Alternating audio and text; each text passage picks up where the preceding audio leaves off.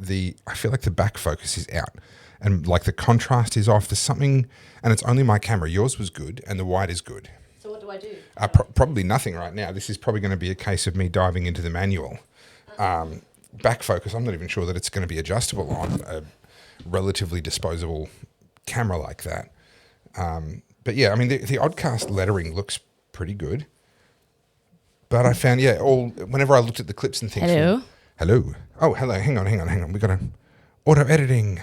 Enable. Aha. There we go. Oh, and we've got the correct letters, the number up there. Yeah. Yep. You need to say something so that it goes wide. There we go. We've got the correct numbers up there already. And can you take your jacket off, please? Yes. Would you like me to get my boobs out? Well, no, just let's stop at the jacket. I don't want G on my bad side. G would be a terrifying person to have decide that he hates you because he's such a lovely guy that if he actually flicked that switch, he'd be pissed. I don't think there'd be any limit to how far he would go. Like once you've pushed him to the point that switch gets flicked, at that point there is no limit. Yeah, I imagine. So G, I love you, and I want Carla to keep her shirt on. Just the jacket is coming off. Now you may notice, those who are watching may notice we are wearing something a little bit different. Ta-da! I have guns. It's not even flicking to me. No comment. You can see my tough stickers. Now people are like, she's edgy now. Yeah, that's right. Yeah. I'm going to turn around so that people can see my prettier side, which is the back of my head. Your words, not mine. I almost said it. Ta-da! Can we go to the workshop, please? I look really fat in this angle. There we go. There you go. All right. Ta-da! We have merch. Tacky 80s inspired merch. Yep. It's perfect. Yep. Perfectly sums us up. You know what I've realised we are? Highly unprofessional. We're breakfast radio. Are we? Think about it. We are a bit. Yeah, we're breakfast radio. We're comical. We need people to call. Can we have people call in? We need callers. Okay, all right. I mean, technologically, we can do that. Imagine that if we have callers. Yeah. That'd just...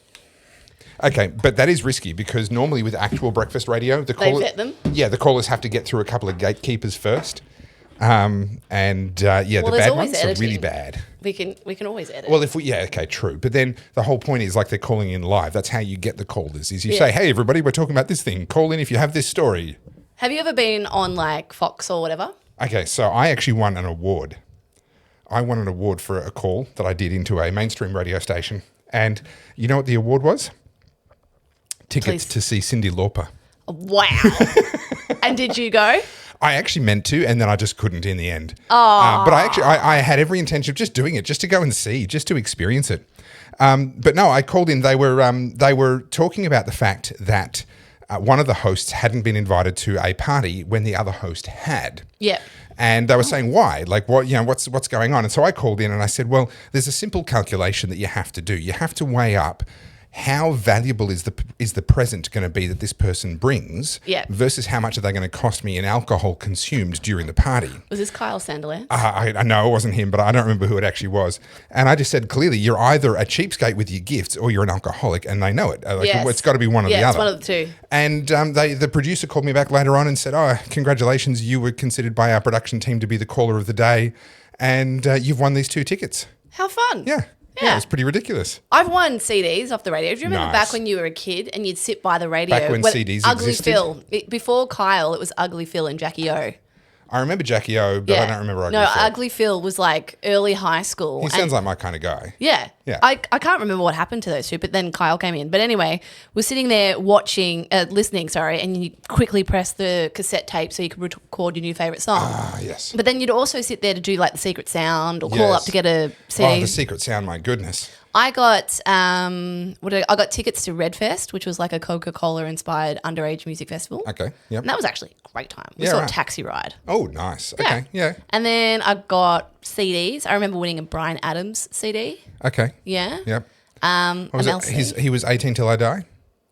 Was that Bryan Adams? Yeah. Yeah, and then followed by the sequel, I'm going to kill myself the day before I turn 19 because that's the only way you can be 18 till you die. Like, is that... I think that was less known. He wasn't as well known. I haven't had enough coffee for this yet. He's the guy that sings bloody Summer of '69. Yeah, no, I know. Okay. Yeah.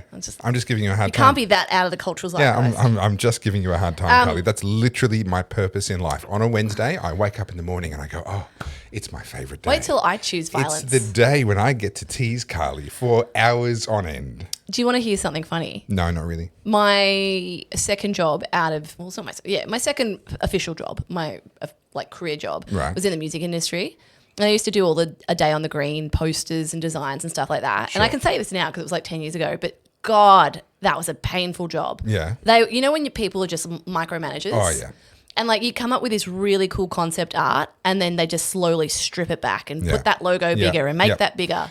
Okay, so the film industry has exactly the same problem where people are just way too precious and they ruin things in the process. So in their contracts of like some of these big franchise movies like your Fast and Furious, etc., they actually the actors specify how often they can be punched versus how often they must successfully punch somebody else on screen. So they look badass. And whether or not they're allowed to lose fights and who they're allowed to lose fights to. Yeah. And it's a big deal. And the actors themselves aren't necessarily the ones behind it, but It's the their agents, management. the agents and the managers are sitting there and they're just looking at the dollar signs. Yep. And they've got their own, I guess, maths in the back end that tells them that if they allow their guy to be the one who loses all the fights, then he loses future value in movies or something. There's got to be a calculus behind it.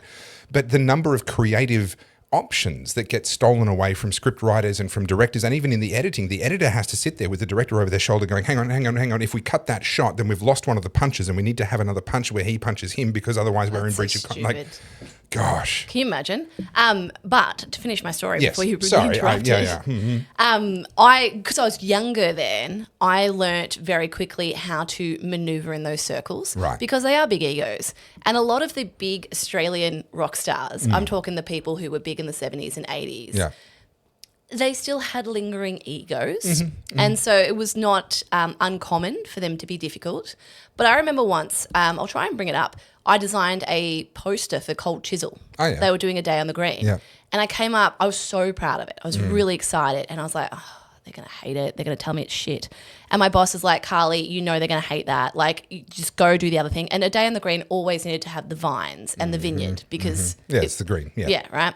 Anyway, and I was like, nah, I'm going to do it. I'm going to do it. And I sent it and I cheekily CC'd someone from his management. Normally you just go straight to a day on the green people. And sure enough, they loved it. Nice. And I didn't even have to make any alterations apart from just like, correct that Very here or whatever. slight stuff, yeah. But yeah, they ran with it. I was like, so Cold Chisel and Jimmy Barnes were actually the best to deal with. Yeah, right. And I've said this before, Ed Sheeran, Yep. consummate gentleman. Yeah, right. One of the best people I've ever dealt with. Yep. I won't name names because it's never good to do this for the business, but there are definitely some people. I always find it's like the C list or the B list, just insanely difficult people. So I will also vouch for Jack Jones.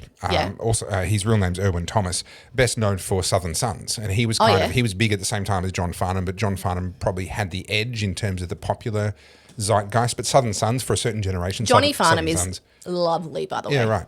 But Erwin Thomas wrote a special credits song for my documentary, Battleground Melbourne. He wrote it, he recorded it with Reggie Jones, a producing musical buddy of his, and they put it together and they sent it to me and they gave me the license to use it. The documentary has an original Jack Jones piece of music in it, and he was the loveliest gentleman, and so was Reggie, all the way through the whole process. Yeah, and you'd be surprised, like if you network correctly and you're not difficult to deal with, you keep getting invited back purely because you're nice to deal with. You're not one of those people. Yeah. There are certain actors, it's rare in Hollywood because they will put up with a lot of crap, but there are certain actors and actresses that have just been so difficult to work with that their career just kind of fades away and the opportunities stop, and it's just purely because they got a reputation. Yep, 100%. And people just go, what was I going to say? I am trying, I don't know if I should say it on the podcast, but I will anyway. There is a certain big metal band that's coming. Are they metal? Yeah, they're metal. Metal rock that's coming to Australia in November. Right. You might know who I'm referring to. And I have decided it is fate that I will be photographing Excellent. them. That'll be exciting. Do you know who I might No be? idea. As if I'm going to know who's someone touring. cool. As if I'm going to know who's touring, Carly. You know me. You've met me before. That's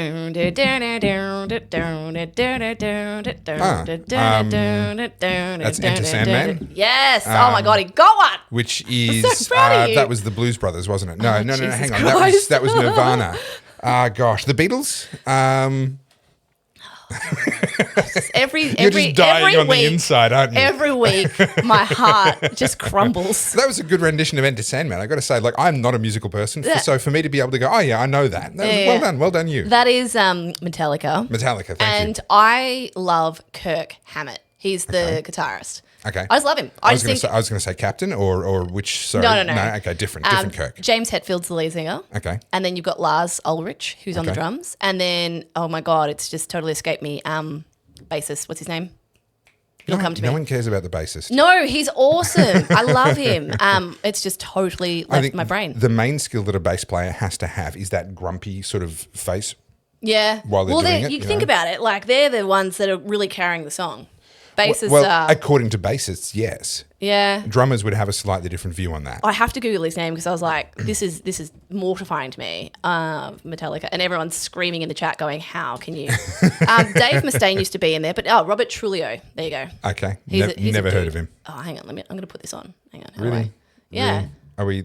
Are we like a music podcast now? This is culture, man.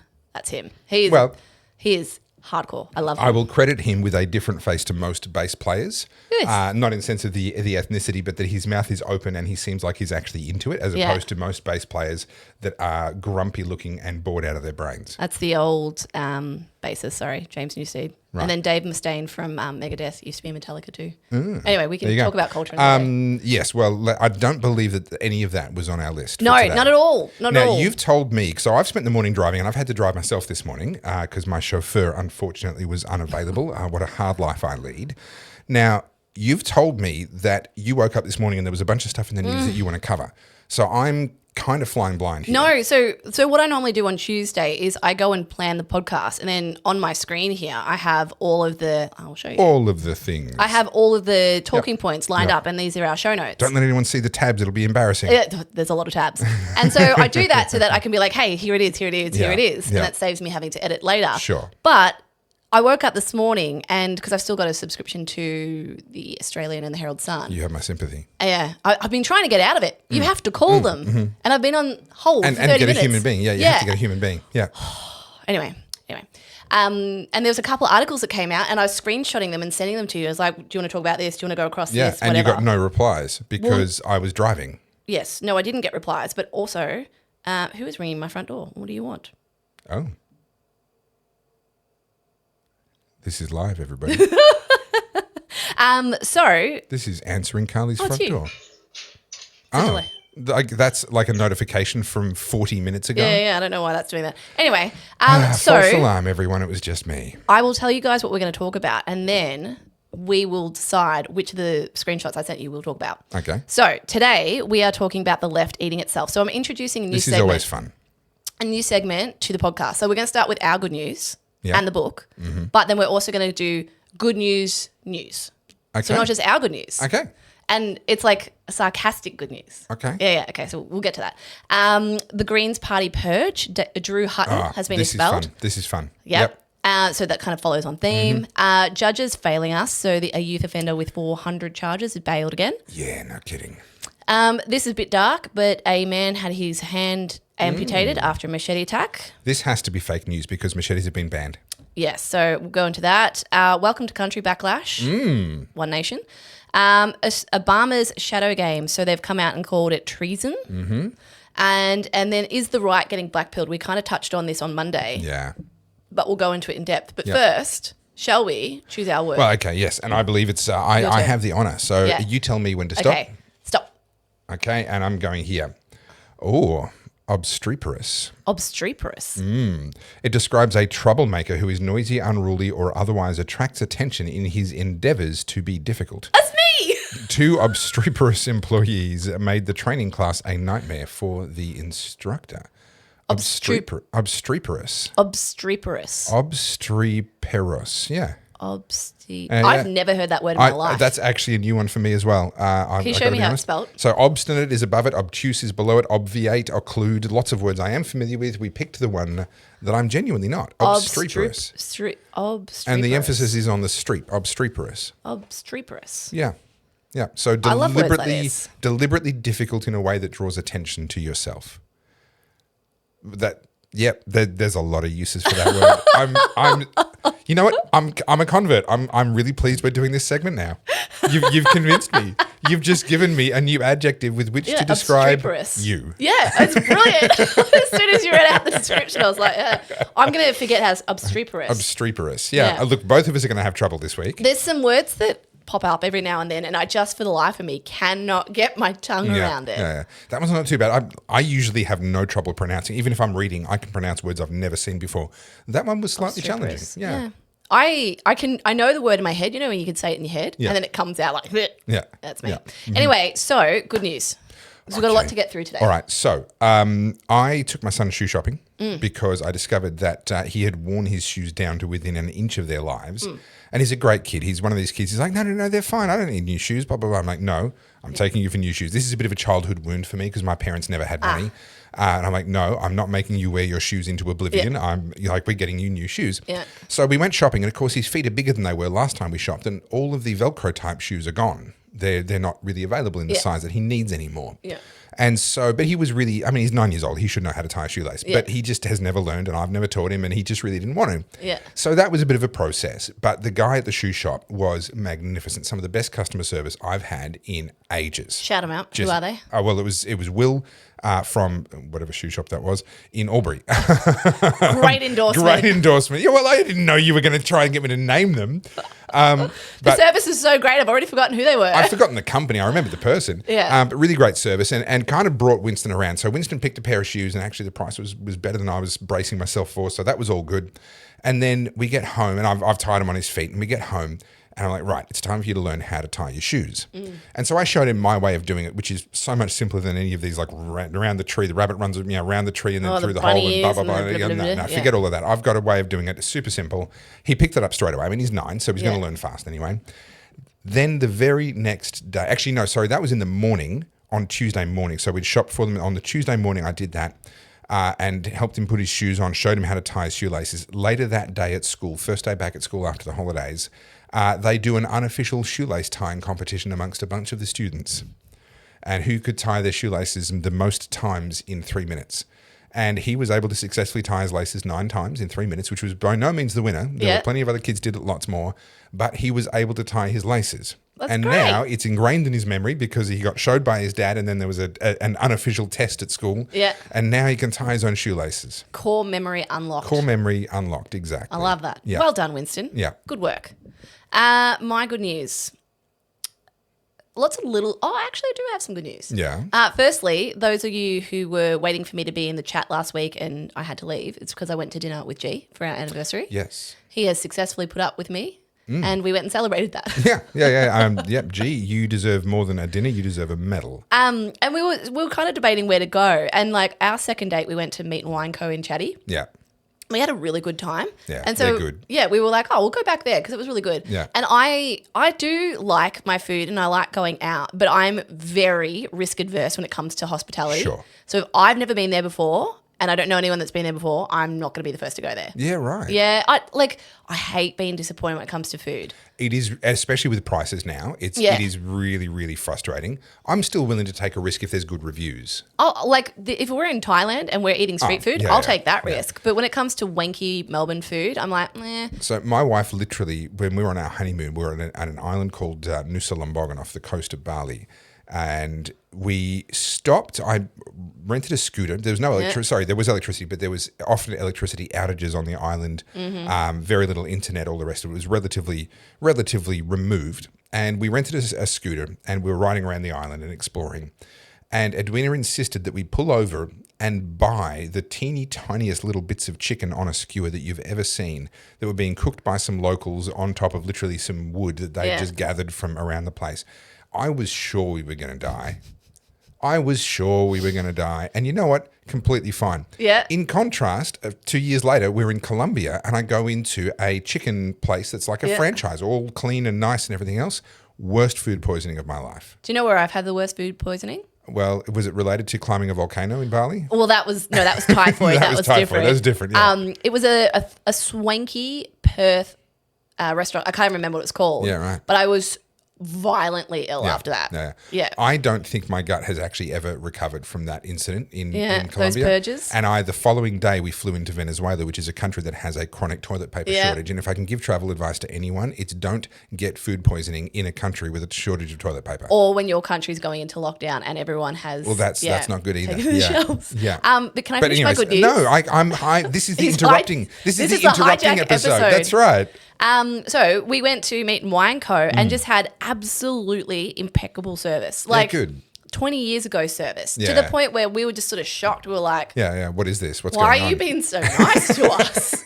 There was no, my biggest pet peeve is the 90-minute time limit. Yeah. I get why they do it. I know it's the two settings, and it's hard to it's hard to earn good money doing hospitality now, and so like I said, I understand it, but I don't like that. Like I'm going for a nice dinner with my man. I don't go out for dinner every week. It's infuriating. Yeah, and we weren't rushed. They gave us 2 glasses of champagne, of which I don't drink, so I gave that to G. Oh, he had a good time. Yeah, he was like, "Ooh, bubbles." And then we had dessert, and they wrote "Happy Anniversary" on the plate, which is just really lovely. Yeah. Anyway, my other good news is G and I have started to plan our escape out of socialist Victoria. Oh. Yeah. It's actually in motion. Yeah. What can you tell us? What can you What can I tell us? Well, it's in planning mode, and we've spoken to a couple of people about what you guys are moving down the road from me. No. No, we're going up. Ooh. We're going up to Noosa, maybe. Noosa. I'm going to become one of those people. Well, we're going to go where the rich people are with the fancy cars. Well, I ain't driving to the studio every week to do a podcast with you if you're up there. No, you have to fly your private I'll have to. Well, we have to start making money so I can fly a plane. Yeah. What does Rex fly out of Albury? So Regional Express does, but to Noosa that would be via Sydney or via Brisbane. I'm not sure.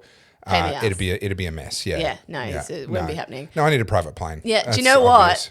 So one of G's good mates lives up in Noosa. He's the one that has the plane that flies under the house, can park it under the house. Well, so just ring a mate. Ring a mate. Come on. And his other friend literally has the private jet. So I mean seriously.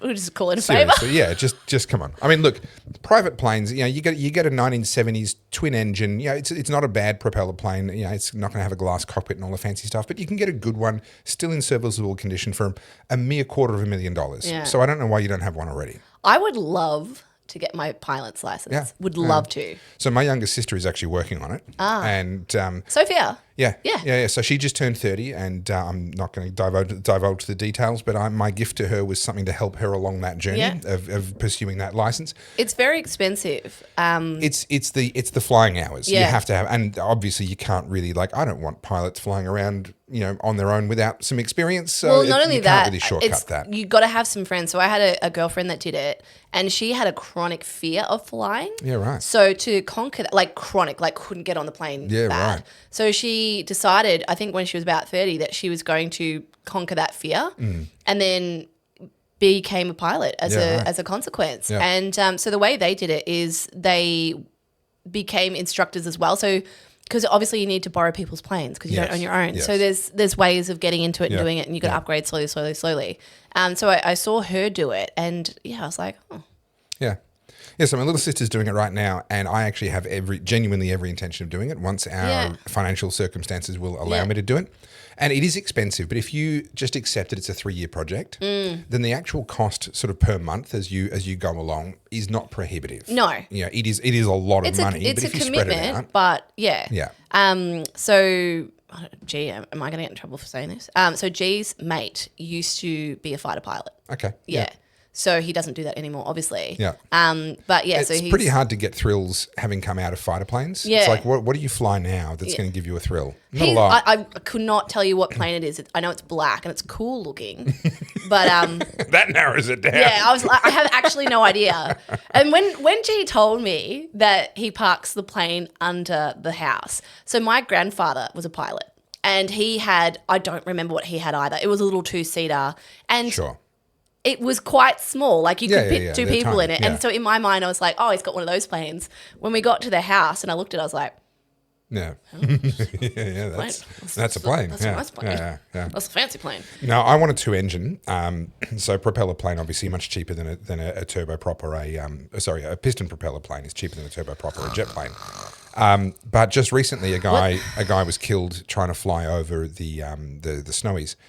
And I don't know the details yet, but he took off from Wangaratta. He never made it to his destination. They found his plane with him in it. He was in the side of a hill, and he was in a single engine plane. And single engine plane, I want to graduate out of that. I want to get through that. You got to get through it, but I want to get through that into something with two engines as quickly as possible for exactly that reason. You know how I've mentioned Top Gun's my favorite movie. Sure. I entertained the idea of joining the Air Force. Okay. Have I told this story? No.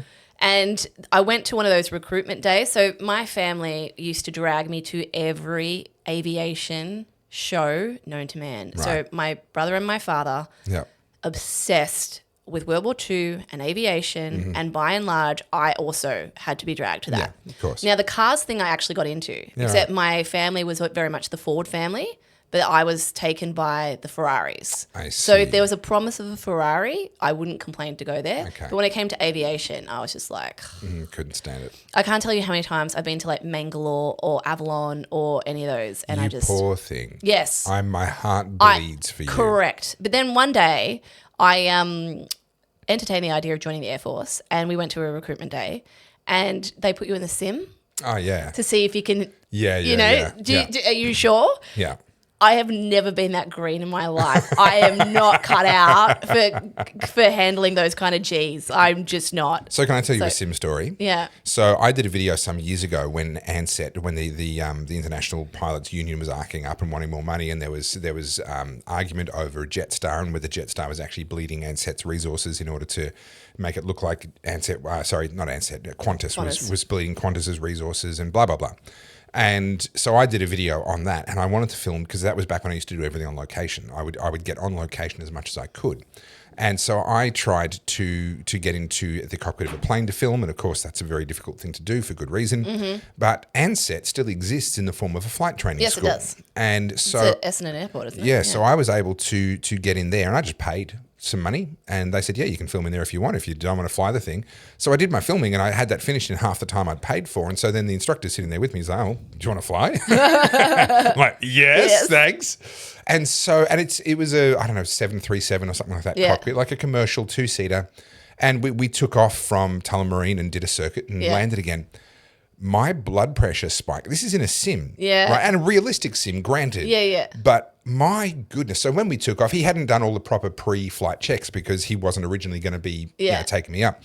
And so the trim was all off. So as we're taking off, I'm having to put a lot of right hand down just to keep the plane level, and he wasn't really paying a lot of attention.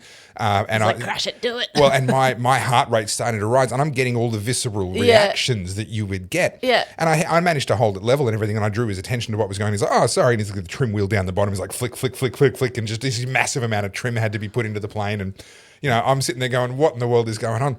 But I was just amazed at the level of physiological reaction. My body believed it was real. Yeah. That's what happened to me with the Air Force simulator. It was, you're in a fighter plane or whatever, and it's basically just mimicking some G-force. And those videos of people going... Yeah. Oh, yeah. That was me. You'd look gorgeous. Yeah. It'd be beautiful. Yeah. I've always wanted to go up. Sorry, can you make that face again? No, because you'll clip it for a thumbnail, and I'm still... Have you noticed that I'm You're doing me dirty? Yeah. Just a little bit. Don't you worry. Yeah. I'm one of those people. I'm patient. Yeah. My payback will be... Well, I mean, I am a little bit nervous about the fact that you keep saying to me that you need to take photographs of me after the show. And I'm managing to find ways of just postponing the inevitable as long as possible. I'm sadistic like that. Yeah. I'll just let your imagination run away with it. And you and G together teamed up against somebody. My body will never be found. Right, that's the conclusion here. I am obsessed with serial killer documentaries. I know. I do know how to cut up. No. Anyway, you have friends with a pig farm. Yes, I know. Yeah. Should we? I'll give you the last two screenshots because you wouldn't have read my messages. Right. So I mentioned this to you before that more than 50% of voters now rely on government for their main income. We need to talk about this. Let's make sure we get to that before the end of the show. And then there was a study that has come out in car safety technology, a turn off for 1 in 5 drivers who are opting to turn them off. Yep. And people... I'm amazed it's only 1 in 5. It's interesting because they're calling it life-saving safety features. Talk about hyperbole. And then all the others I've got ready to talk about. So we'll talk about the... I don't need my car to ding at me every time my wheel touches the centre line on a winding road. I actually find the beeps stress me out because I'm like, what's that beep and they're mean? distracting. Yeah. Yep. I hate them. And I mean, we've talked about this 100 times, but... Well, let's get to that as well because I've got a story just literally from my drive down here today. Okay. Yep. Well, this is the good news section where we actually talk about the news itself. That is good. Wow. Is there such a thing? Can anything good come out of the news? Well, I think it's good. Okay. So we're going to call this the left eating itself, as they always do. But they will have very full bellies. I have got some delightful news to share with you all. Oh, hit me. Now, are you familiar with the WNBA? Am I? I'm their biggest fan. You look like a women's basketball I tell you what, enthusiast. I sit alone in the bleachers cheering my little heart out, trying to make up for the fact that there's 20,000 empty seats around me. Yeah, I thought you would. Yeah. So you guys may or may not have seen this. They have done a stunt where they've come out wearing pay us what you owe us shirts. Right. Now, to give you some statistics on the WNBA, not to bore you, but they have been losing $10 million year on year. They are subsidized purely by the NBA. Yeah. They have just had an injection of cash, I think it's like $1.4 billion over the next 13 years. Okay. And what they're asking for is to be paid now for the money the league is guaranteed to make in years to come. Now, this has happened before. This happened in baseball. So I know this because one of my girlfriend's fathers was the announcer for the San Francisco Giants. Oh, nice. And he also was a player, but I'm going to say in the 70s. Back in the day, yeah. And, now baseball players get paid $300 million. Money, yeah, right? Stupid money. So it was an offer where they kind of get reimbursed because it's now so successful and they were part of that. Yeah. And by the way, have you ever worn any of those championship rings? No. I'll bring one up. I've got a photo. So the San Francisco Giants have won 3. I assume they're very heavy. Major leagues. They're insane. Yeah.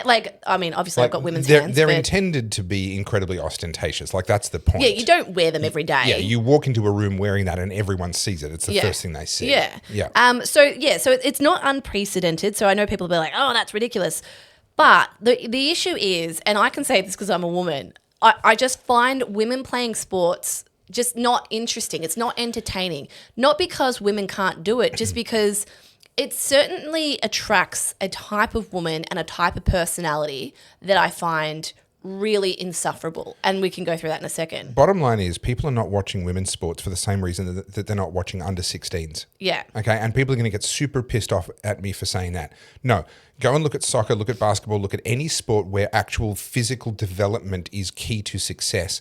The 16-year-old teams are beating the women's gold medal winning teams, the women's world championship teams. This has been tried and tested multiple times over.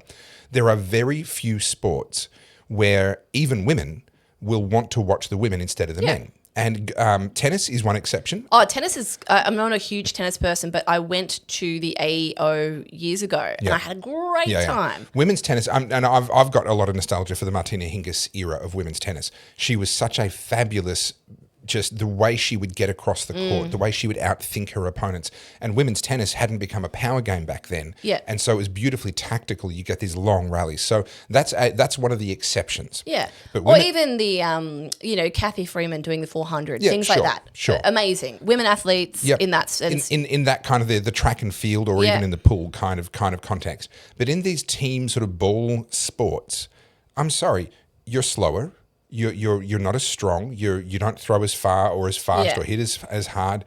I'm sorry. It's you don't get mad at me. I didn't make it that way, but that's how it is. And when we watch sports, it's because that's what we want to see. Yeah. Well, I'll contrast it to CrossFit. Not to bore you with CrossFit talk, but it was interesting. The cult strikes again. No, a friend of mine shared a video of CrossFit in its heyday, like when it was at its peak before it went crazy. And CrossFit has become very woke. Yeah. So the leader, Greg Glassman, who was the founder, he had to step down because he made a comment about George Floyd, and it blew everything up. And that was 2020, so proper cancel culture.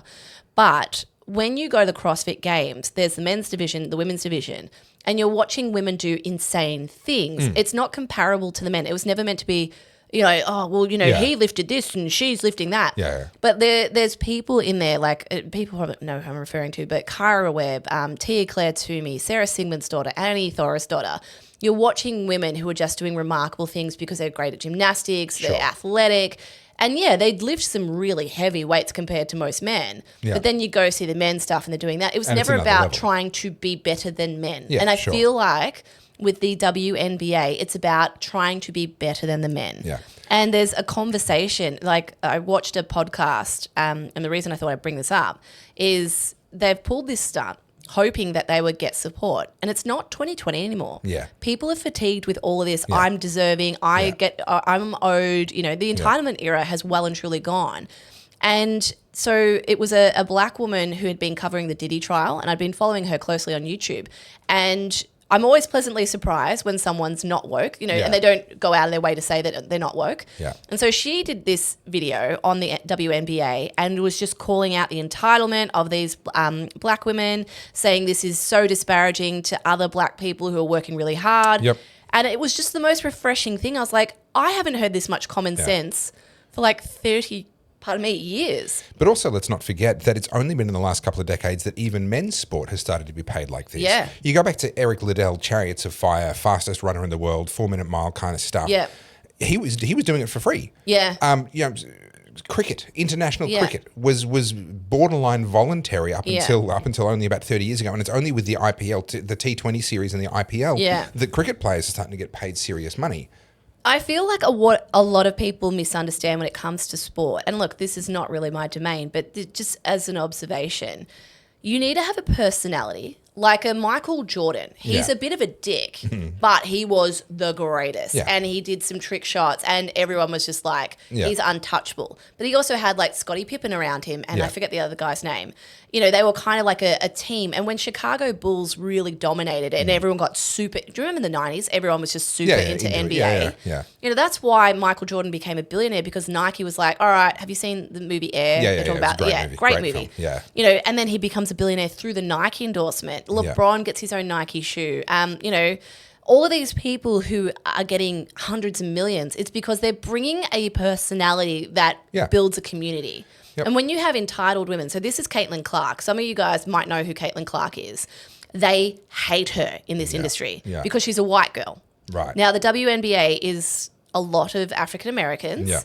And she gets picked on so much. And the thing about the WNBA is like, oh, she hit me. Oh, no, ow, that's a foul. So it's like that, right? It's like soccer players. It's not real sport. It's just like, oh, she touched me. You know, and so Caitlin Clark is the reason why the sport's actually on the map. I don't know a huge amount of this. I've just been watching the last couple of days. Right. So this is the shirt they all wore. Pay us what you owe us. That alone just immediately discounts you. Your league is losing money. What are you owed when you can't even? And that's what people are saying. So hang costs? on, these guys are saying that they want to pay their money back. Yeah, that's right. So they're saying that attendance has dropped. It's losing money. No one's interested. Yeah. And so it's just, where is the other one? Oh, here we go. So this is them training. So, and these women are the wokest of the woke. You know, they're all like, pay us what you owe us.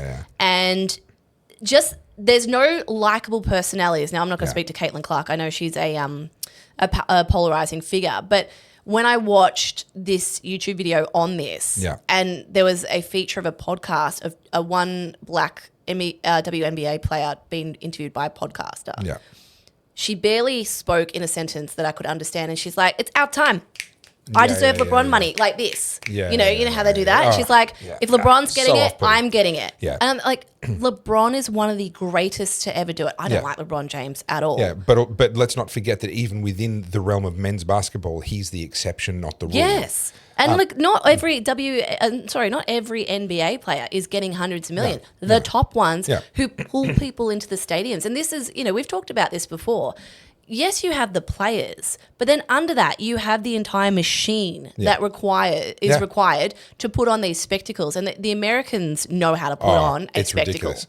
So I think there's a very simple solution to this. What we do is we take these women and we say, right, we will figure out what you would be paid if you, with your exact abilities, were in a men's NBA team. Yeah. And we'll pay you that. Yeah. And the answer is you're going to get paid zero. Well, yeah, because you won't make the team. Because you will never even get close. You won't even make the college team. Yeah. Now, there's to buttress your point that you made earlier about having some personality actually just brings something. Do you know the story of the Harlem Globetrotters? Yes. Right. So this was a down-and-out team. They were losing everything. They were absolute nobodies. And so they just kind of accepted that as their fate. And they decided to just make it fun, make it entertaining. They started doing tricks and dunks and just silly nonsense stuff. They stopped focusing on, they were still trying to win the games, but they stopped focusing on that and they tried to make it fun and entertaining. And they built an enormous cult following out of personality. Now, out of that, of course, following brings money, and that enabled them to start winning games. And they actually became competitive out of that. That's almost like the story of Cool Runnings. It is a little bit, yeah. And they literally decided, hey, we can't compete on the court, so we're just going to compete on personality. Yeah. And they won, right? They ended up actually becoming a profitable team, and they ended up actually becoming a competitive team as a result of doing that. If women's NBA, if the WNBA players can't accept that they are actually entertainment and they cannot compete with the men's league on speed, performance, ball handling skills, competitiveness. I'm sorry, you can't, right? That's a biological reality. So find something else to compete on. Compete on grace and elegance, on fun and personality. Do something. Agree. There's just like a nastiness to it. And I think this is an undertone of the left and also feminism. Just this like, they're trying to be like men, but what they've adopted is a aggressiveness. So that's the only masculine part about their personality, and it's off-putting. So you'd be familiar with Brittany Griner. I know the name. So she's also a female basketballer. Debatable whether or not she's female, but Brittany, she was the one that they swapped the angel of death, the Russian. Oh, that's right. The Russian, what's he called? Like assassin. They did the prisoner swap. Brittany Griner. Yeah. So she was the one that took a marijuana vape pen to Russia and got thrown in the hole because of it. Which so, she should never have been thrown in the hole for that, but also, this do is some Brittany research. Griner, by the way. Yeah. That's why I said debatable. Okay. Yeah, and if you've ever heard her speak. Yeah. Okay. I just, I'm not saying it, but, and there she is playing doubles. But so Brittany Griner is another example. She's nasty when you hear them speak and the way they speak. I'm like, you're just not likable. And I'm not saying, guys, that you need to be meek and whatever. Have a bit of personality. But I remember Brittany Griner from all that prisoner swap stuff. And she was just so ungrateful and so unlikable, even within the context of having just been pulled out of a Russian prison in return for someone that we should never really have sent back. She really put me off then. So I can't imagine that, she's going to be making many friends. So anyway, so that's some good news. The left is eating themselves because now the comments are coming for these women. Yeah, good. In the best, most common sense way. And like I said, common sense is making a comeback and I'm here for it. So I wanted to highlight that. But also, I did promise you I'd show you these. So that is the 2000 and when was I there? 13 ring. And then these are the other championships. Did you ever used to read The Phantom?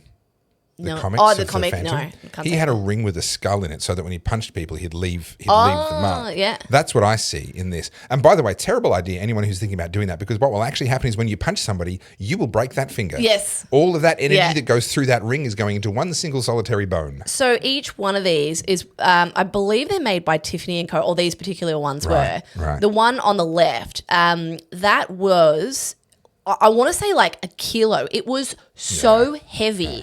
And every single corner, I should have taken better photos. I wasn't a photographer here. But every single corner of that ring was covered in diamonds. And they're worth like 150, well, to make 150, they'd be worth more now because they're championship rings. But this is, Can I just observe the breathtaking arrogance of the American baseballers calling themselves world champions when all they beat was other American teams and Japan? Yeah. Like, honestly, guys, just calm down. Calm down. I mean, okay, the US military are multiple-time world champions. I'll give you that. But the US, whatever baseball team, I'm sorry, that does not qualify. Yeah, there you go. Yeah. So that's good news number one. And what's beautiful about this is I've told you about the word fatigue. And a lot of black fatigue. I'm quite fatigued of the word, yes. Yes, and interestingly, it's not like, this is not a race thing at all. It's actually Black Americans are saying they're fatigued with the ghetto speak. Yep. They're fatigued with the entitlement. It's making them all suffer.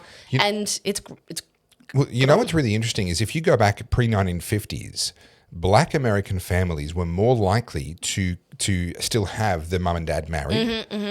They were actually known as being an unusually cohesive societal group, peaceful, not making trouble for each other or anybody else. Now, obviously, there were certain legal obstacles in their way and things like that that made it very risky for them to do that, and I'm not advocating for that.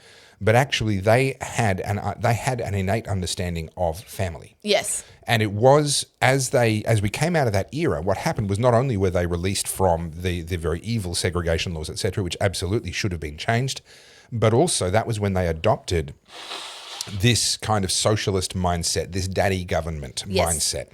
And now that's a conspiracy theory about how the CIA put crack pipes in there and, all sorts of stuff. And I don't know about that conspiracy theory precisely, but I do know for a fact that it is now on the record that the FBI actually worked with the US government to try and get women into work during the 1960s and 70s. They wanted more taxpayers. Because they needed more taxpayers. They needed to grow the GDP. So we know the government manipulates these things. Not to bring her up again, but I will.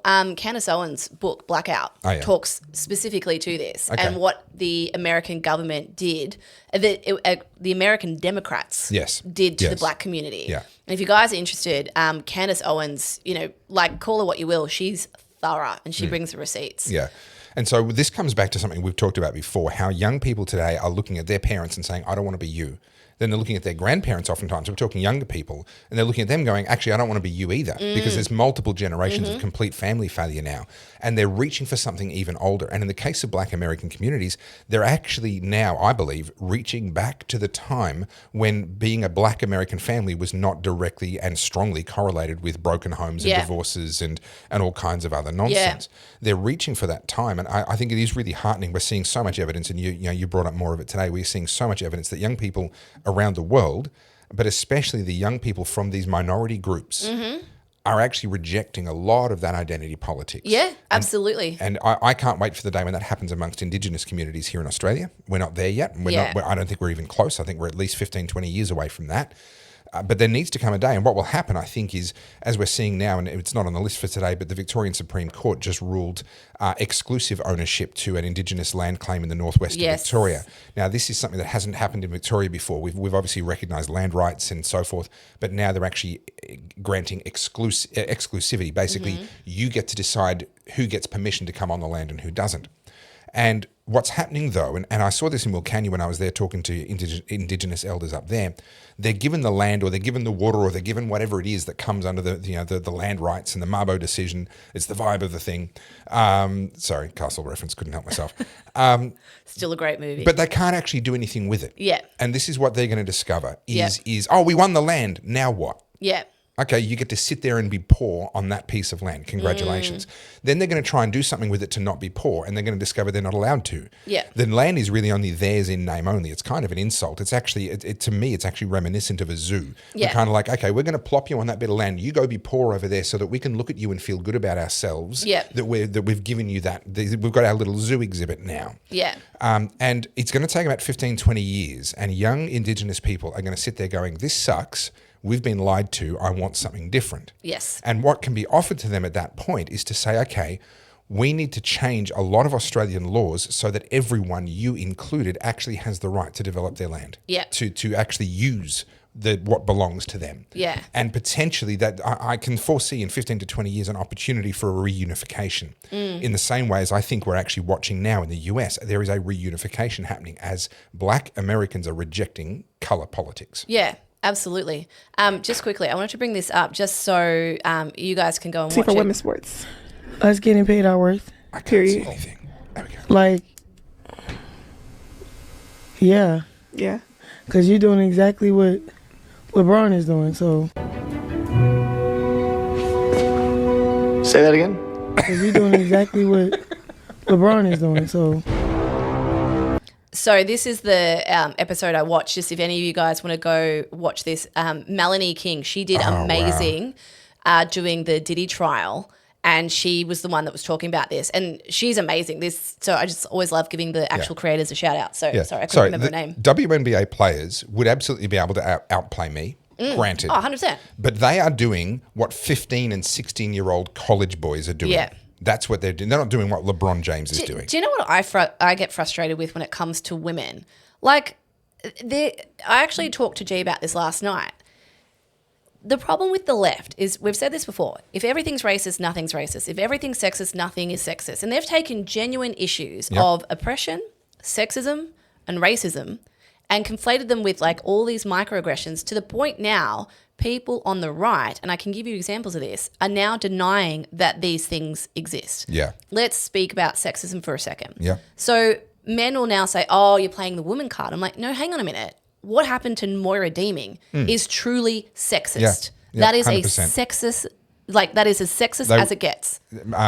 Pseudo, in my opinion, would not have tried that stunt on a male. No.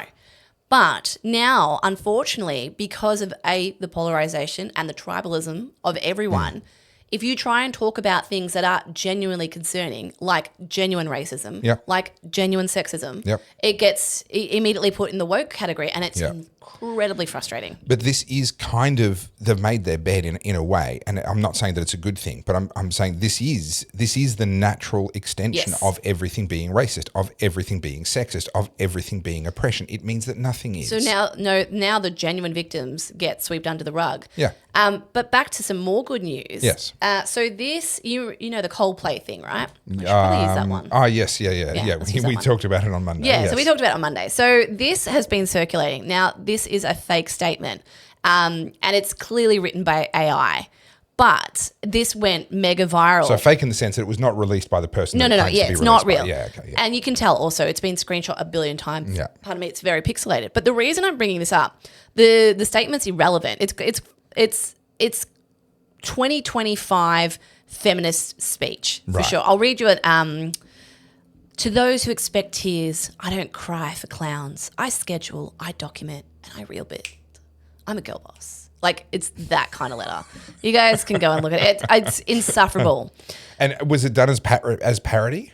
Oh, I think someone was just like, the problem with these viral moments is people then try and pretend they're either the children, the cousin, the friend, and they jump on it to try and get a following. But they're also Rorschach tests. People see in them whatever they want to see. Yes. So if someone wants to see sexism everywhere, they're going to observe sexism. If someone wants to see, whatever it may be, oppression, they're going to be able to see it. People are saying, oh, you shouldn't laugh at this. You know, cheating is always bad. Blah blah blah. Okay, that's true. But cheaters getting caught. Freaking hilarious. Yeah. At a Coldplay concert on the Kiss Cam. To Come be that on. brazen that you take your mistress to a concert with, 60, 70,000 other people. And have you seen there's this whole genre now, because kiss cams are a very common thing, and people just doing deliberately, parodies, and the it's like memes. it's kiss cam after kiss cam, And like, I actually genuinely love Coldplay, and I went to their concert. Gosh, was it this year or last year? I went with Sally, Right. And we went general admission because it's the only concert I would go GA. Because Chris Martin is such a showman, and you don't need to like Coldplay to enjoy their concerts. It's a spectacle. Yeah. And his whole thing, he wants to be interactive with the crowd. Right. He would be there beside you if he could get to you. Yeah. Like he's brilliant live. And so if you're going to go to, like, anyone who knows Coldplay would know that. So Sure. you're going to a concert where there's a high chance that people are going to see you and know you, and you still chose to do it. Yep. Sorry, you get everything you deserve. Yeah. All right, I'm going to read this to you because it's really insufferable, and we can laugh at it together. So again, this is not real. It has come to my attention, and there's heaps of M dashes in here because it's ChatGPT, and apparently to the attention of half the internet, that my husband, Andrew Byron, has made certain choices, public ones, under stadium lights, during a Coldplay concert, a venue not typically associated with infidelity, but yet here we are. Let me be perfectly clear. Sorry, what does that even mean? Oh, I'm telling you, let me finish. Let me be perfectly clear. I am not issuing this statement in defense nor in heartbreak. I am issuing it in power, in precision, in silk gloves and sharpened wit. I will not be engaging in performative forgiveness, nor am I interested in the optics of grace. What Andy has done is not just humiliating, it is banal, common, a man of ambition brought down by his own astonishing lack of imagination. I have retained counsel. I have reviewed holdings. I have reallocated what was once ours into what is now very clearly mine. I am not spiraling. I'm ascending. And while Andy may have quoted Coldplay in his statement, I will simply say, when the lights went out, I saw everything clearly. To those who expect tears, I do not cry for clowns. I schedule, I document, I rebuild. So we're at no danger of AI taking over the world at this point in time, evidently. How bad was it? But the reason I'm bringing this up is not, we can enjoy the statement. So there is a company called Business Chicks. Now, some of the women watching might be familiar with this. Yeah. Business Chicks started years ago when I had my company, and they were about female in entrepreneurship. Right. And back in that day, the whole girl boss thing was really innocent. Yeah. It was like, let's be entrepreneurs. And it was, to be clear, and as a lot of the feminist movement was once upon a time, it was about lifting women up. Yeah, it literally was about, hey guys, like, did you know you could actually start a business and it's not as hard as you think. Yeah. And that whole entrepreneurship rise in the early 2010s to the 2015s, Instagram was just coming out, Shopify had just come out. So it was like a golden age. Things became possible. Yeah, and so, things like Girl Boss and whatever became adopted to inspire other people to do it. Yeah. But of course it gets co-opted, as everything does. So Business Chicks, started by Emma Isaacs. She now lives in LA and she's as progressive left as they come. Sure. She's got the whole sash. Yep. So everything's about having Julia Gillard there. She's had Kamala Harris. It's like, insufferable. Anyway, so they have got almost 300,000 followers on Instagram. They have posted this statement. Now, you can see a caption there. I'll put it back on screen so you can see it. I'll read it in a second. That caption wasn't there when they posted this. Originally, it just said, oofed, Megan for president. That was the caption. So they took it seriously. Wow. And then rightfully, a lot of their followers are like, this is fake. Mm-hmm. And then instead of going, oh shit, guys, it's fake. Sorry, we got that wrong. No. They did what only the left can do, and that is double down and blame their audience for having a lack of sense of humor. Oh, yeah. So they have changed their caption to now say, tough crowd, Instagram. In a world where women are constantly put down, not believed, belittled and harmed, the statement provides a powerful narrative. We can only hope this brave woman has the support, legal advice and community to help her navigate her way forward. Too often we jump to attack one another or to criticise. We simply like the way ChatGPT had this circulating amongst the thousands of memes.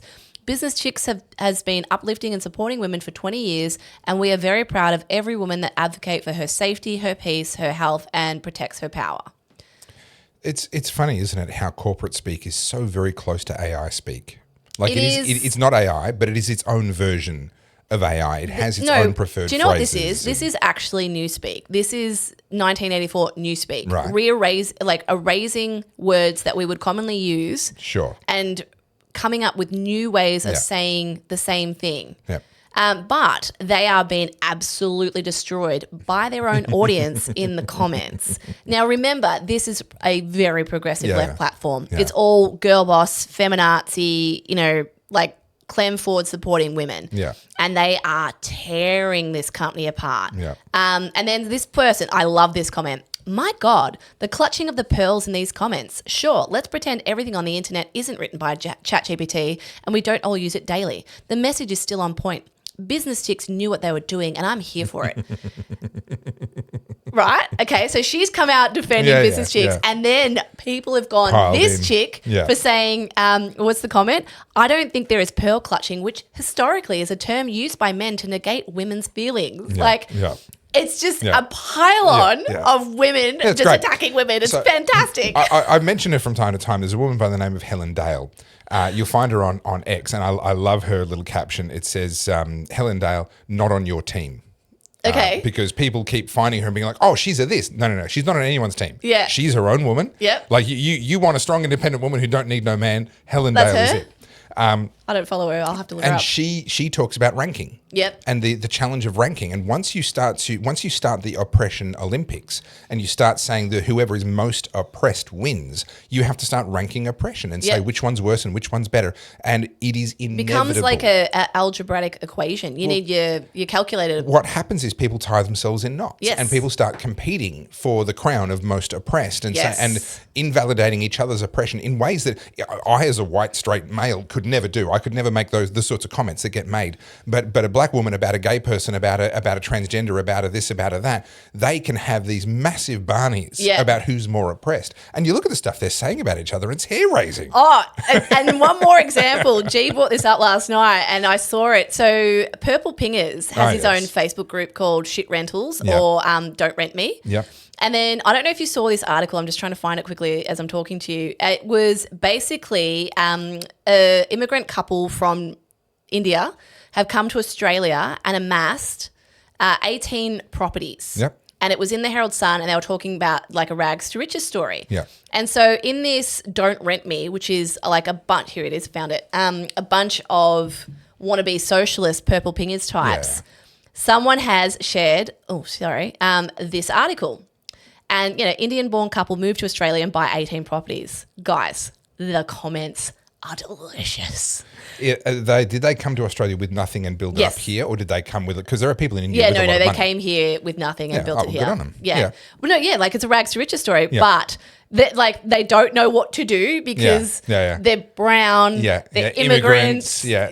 But they're also rich. They're rich and they've got the rental properties. Oh, it's funny. And this is where Sun Tzu comes in. Never interrupt your enemy when they are making a Yes. mistake. It's right? glorious. Just let it happen. And of course, Watch them, laugh at them. you wouldn't be able to read that. It says admin has turned off commenting for this post. Oh, dear. But do you like my new segment? Yeah, look, this is fun. I'll give you that. This is the good news fun. segment. Yeah. But now let's segue into some actual Speaking news. of segments, I need to remind myself what the word is. Oh, yeah, obstreperous. Obstreperous? Obstreperous.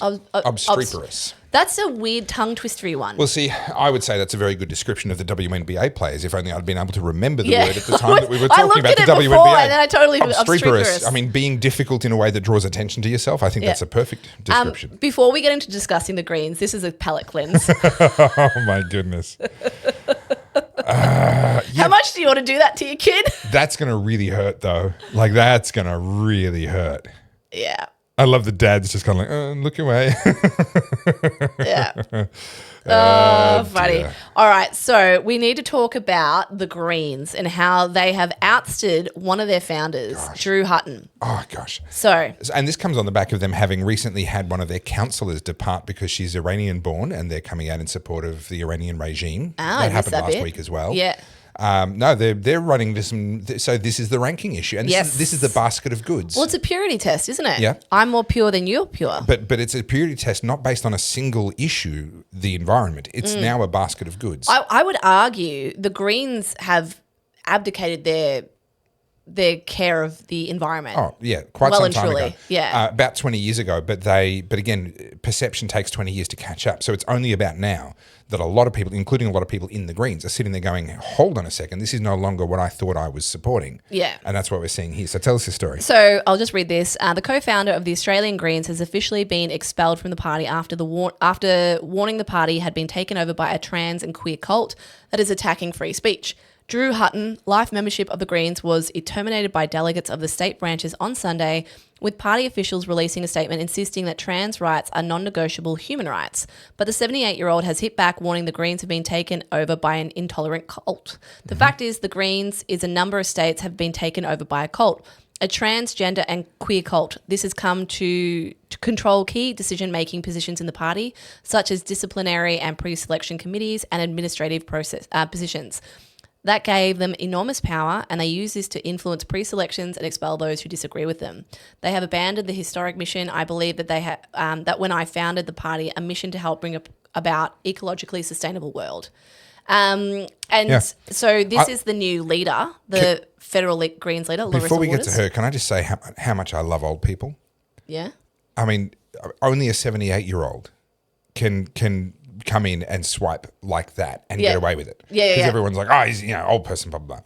But this idea that all the old grumpy people are going to die out, Yeah. and we're going to be left with this beautiful progressive world because all the young people are voting Yeah. progressive. No.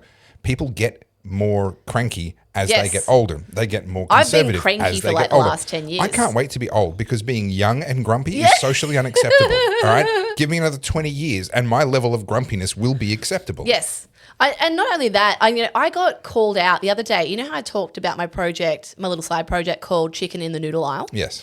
I got called a Karen for that. Oh, yes. you're such a Karen, Yeah. Carly. Yeah. I'm like, hang on a minute. So caring about basic decency Yeah. is now Karen behavior? I- What kind of world do you want to live in? I would love to live in a world where I didn't have to bring a lock with me so I'm doing a lot of cycling with my son now. I bought him a bike for his 9th birthday, a good one, and we go riding and we have to lock up the bikes whenever we go into a shop or whatever for obvious reasons. I'd love to live in a world where I didn't have to do that, but unfortunately I live in a world where I do have to do that. I'd love to live in a world where no one put things in the wrong place of the supermarket aisle, where Yeah. everyone put the shopping trolleys away, and I put my shopping trolley away, and I don't leave things in the wrong place in the supermarkets, and I'm not going to steal somebody else's bike. But unfortunately, we live in a world where other people Yes. do all of those things, and I don't think it's Karen behavior to call that out. Well, yeah. So this is what the young ones do now. They're like, okay, boomer. Yeah, All right, yeah, Karen. And I'm like, yeah, okay, fine. Yeah. You want to live in this bizarre socialist utopia that Yeah. doesn't exist. You know the online university PragerU? Yeah. So I was binging their content yesterday because they do these like little 5-minute clips on, Karl Marx or socialism. Has or Dennis whatever. come back to doing his fireside chats? Because he had a health scare last year or earlier this year. I'm not sure he's doing videos. He's actually got, a bit like the Daily Wire, they've got their own talent Yeah, now. their own people, yeah. And they're fantastic. But they're all videos. They're like 6, 7, 8 years old. Oh, but they're okay, like yeah. 5-minute Yeah. little Yeah. videos. Yeah. And I've never read Das Kapital or the Communist Manifesto. Yeah. And I was like, just summarize it for me. So I started that and then I just binged some content yesterday. Really, really good. If you guys want to get like a Yeah. quick summary. PragerU's amazing. Yeah, really good content.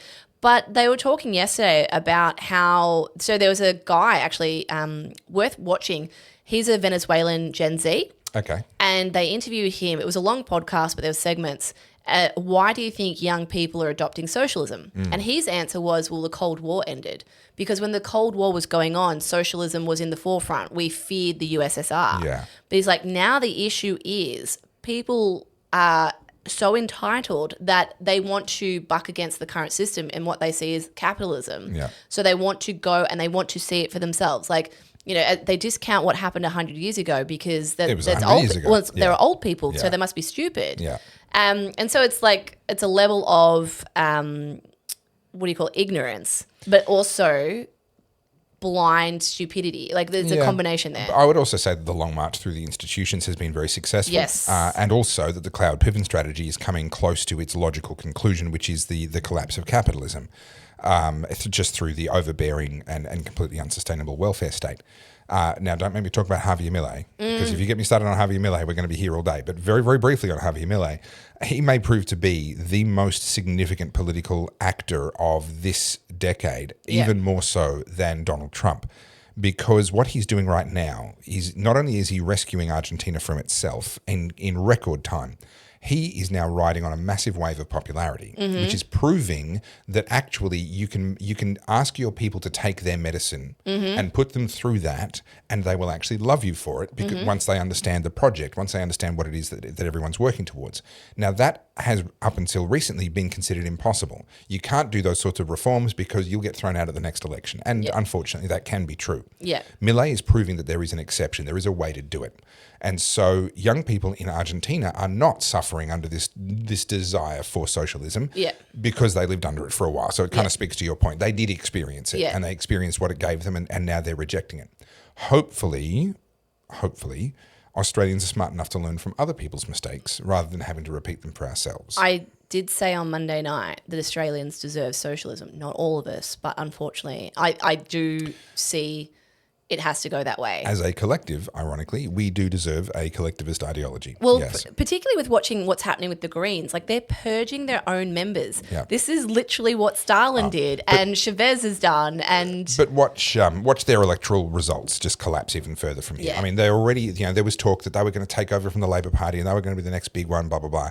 They peaked and they've been struggling along and bumping along ever since. But this is going to really... It's the trans stuff and the Palestine stuff. Yeah. That's what's killed the Greens. And how can you hold both of those?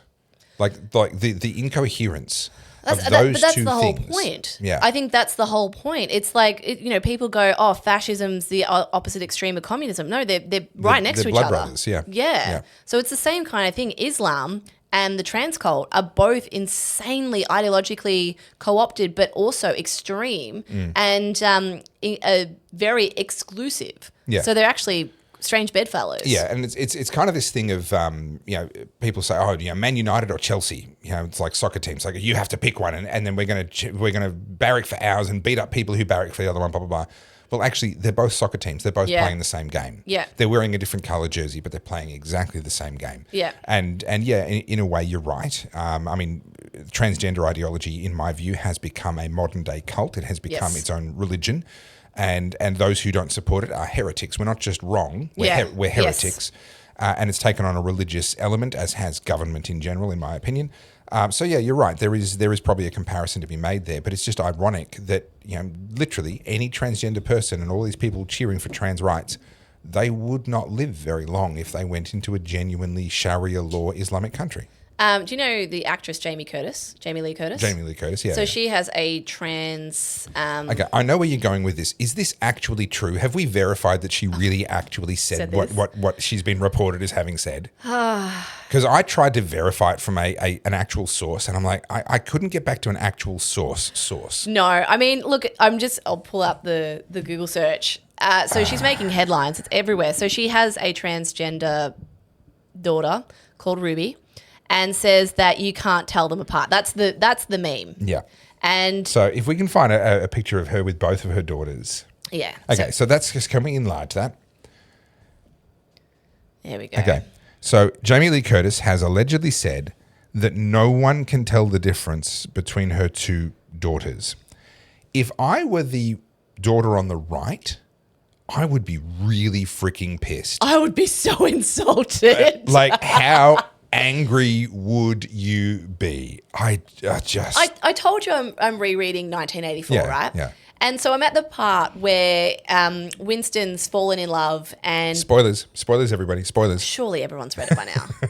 And, he's talking about how he erases information. Yeah. That's what this is. That like... Your eyes are looking at one thing and Jamie Lee Curtis is telling you the other, and then she'll make you feel like a bigot and a moron. You can only do that from an elite position of a Hollywood veteran actress. But this kind of thing happens all over the place. So I've got a person who's an obstetrician, not an obstetrician, gosh, ophthalmologist, eyes, not an optometrist, but an ophthalmologist, I think is, What a word.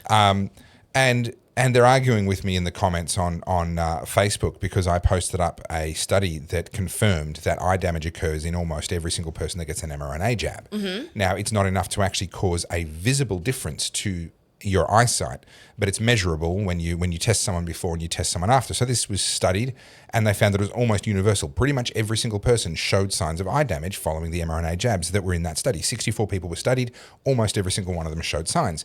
And this person says, oh, why didn't you link to the study? This shows that it was only mild and blah, blah, blah. I said, yeah, this was a study where they took 64 random people and they observed whether or not there was inflammation, increased thickness in the cornea, reduced cell density in critical areas, etc. And they found that all of that was true. The reason why they did this study is because other studies historically have gone and found people that have developed eye issues within 14 days of receiving an mRNA jab and found that actually of those people, about 7% have permanent vision loss, right? And so this ophthalmologist is trying to say, oh, I'm in this industry. My peak body would have told me if this was true, right? And I said, go and watch my video. I show you all the references there. And they're like, I'm not going to watch a video. You should have put the link in here. It's and it's this again, and it relates back to what we're seeing here from Jamie Lee Curtis. It's this. I know Yeah. And you have to agree with me because Yes. I'm the expert on this. Jamie Lee Curtis is saying that she's the expert when it comes to her Yes. daughters and what gender they are and all of that. You have to agree with her. This person's saying, I would know if this was true, and you have to agree with me. You're disagreeing with me, so you are misinformation. There's so many fallacies wrapped up into one. The appeals to authority, but fundamentally, yes, it comes back to don't believe your own eyes. Well, speaking of obstreperous people. Obstreperous. Did I say it right? You added an L. Obstreperous? Obstreperous. Obstreperous people. Yeah. That counts. Yeah, cool. It Right. counts. Neither of us can pronounce Yeah, it. okay, yeah. Are you familiar with the streamer Destiny? I think I've brought it up before. Yeah, I only know these people because you talk about them on the Oddcast. These people are in the zeitgeist. These people are like key people. Why? Okay, so I'm going to play you this clip, and Destiny calls himself. Okay, so I'll give you guys. Destiny calls. He calls himself a traditional liberal. Right. Don't be mistaken by the blue hair. He calls himself a traditional liberal of the JFK. Well, this and is where it gets so confusing because a historical liberal is actually a libertarian. Yes. And then the word got co-opted and became Liberal Party here, which is conservative, not libertarian, and then liberal in America, which is progressive. Very confusing. Yeah, it is confusing. And if you actually, back to PragerU, if you want to go understand the difference between liberals and the left, they do a great video on that. But he's talking about the left is miserable. And he's like, why are so many people abandoning the left? And I'll let Destiny talk for us. Destiny speaks. Life, and sometimes on the left, it's really fucking hard to do that. Right? So if I look on the right and I see Andrew Tate, like what's Andrew Tate telling me? He's telling me, buy a sword, be the master of your own destiny, go get, work, get Bugattis, get bitches, do all this stuff. It's like, okay, well, if I go to the left, what are they telling me? It's like, well, you need to feel bad because you're white and you're systemically oppressing everybody and capitalism is evil and you're privileged and everything you do is just because of your mom and dad. It's like, okay, well, fuck me. Right? I feel like the left comes down on you so hard and it makes you feel like shit for everything in society. Like, oh, those shoes, those were made in a slave shop, or oh, that food that you bought, the person is a victim of capitalism and they probably don't have a pension. And it's like, okay. I feel like my important role is to show that, like, hey, I'm here. I've got a lot of really progressive beliefs, but I'm a happy person. I live a fun life. Like, I make money. I don't think that any of this is evil. You can be a left-leaning person and be aware of all these kind of social issues that affect us without being fucking miserable all the time and feeling like you're, an evil person. My favorite comment on that video was Destiny is the reason there's a chair in hotel rooms. That's a reference I don't get. He's a cuck. Oh, right. Okay. Yeah. That's why there's a chair in front of the bed. Well, I mean, props to him for actually saying the quiet part out loud. The left is built on misery. Yes. And it is literally a totem pole. It's the misery Olympics. Correct. If you can be more miserable, you get higher status. Now, Andrew Tate is not the counterpoint to that. I would argue that perhaps someone like a Jordan Peterson might be. Again, he's out there in the public, but I think he's probably a better example of that. I actually think that Andrew Tate is miserable. Yeah. I totally agree. Actually, bringing up Tate, he put out a tweet. I'll pull it up so I can tell you. He put up a tweet saying that, men need to have more babies. I'll pull it up. Keep talking. But yeah, I was just like, some girl fucked him up bad. And he's never recovered. Yeah, okay. Like wouldn't surprise me. Yeah, like that just screams of a man who had a woman break his heart and he's never recovered. So the way that he's chasing the next high, always chasing the next high, the next high, the next high, there is a restlessness, there is a running that is happening inside his soul. And his definition of masculinity, I think, is a really, really destructive one.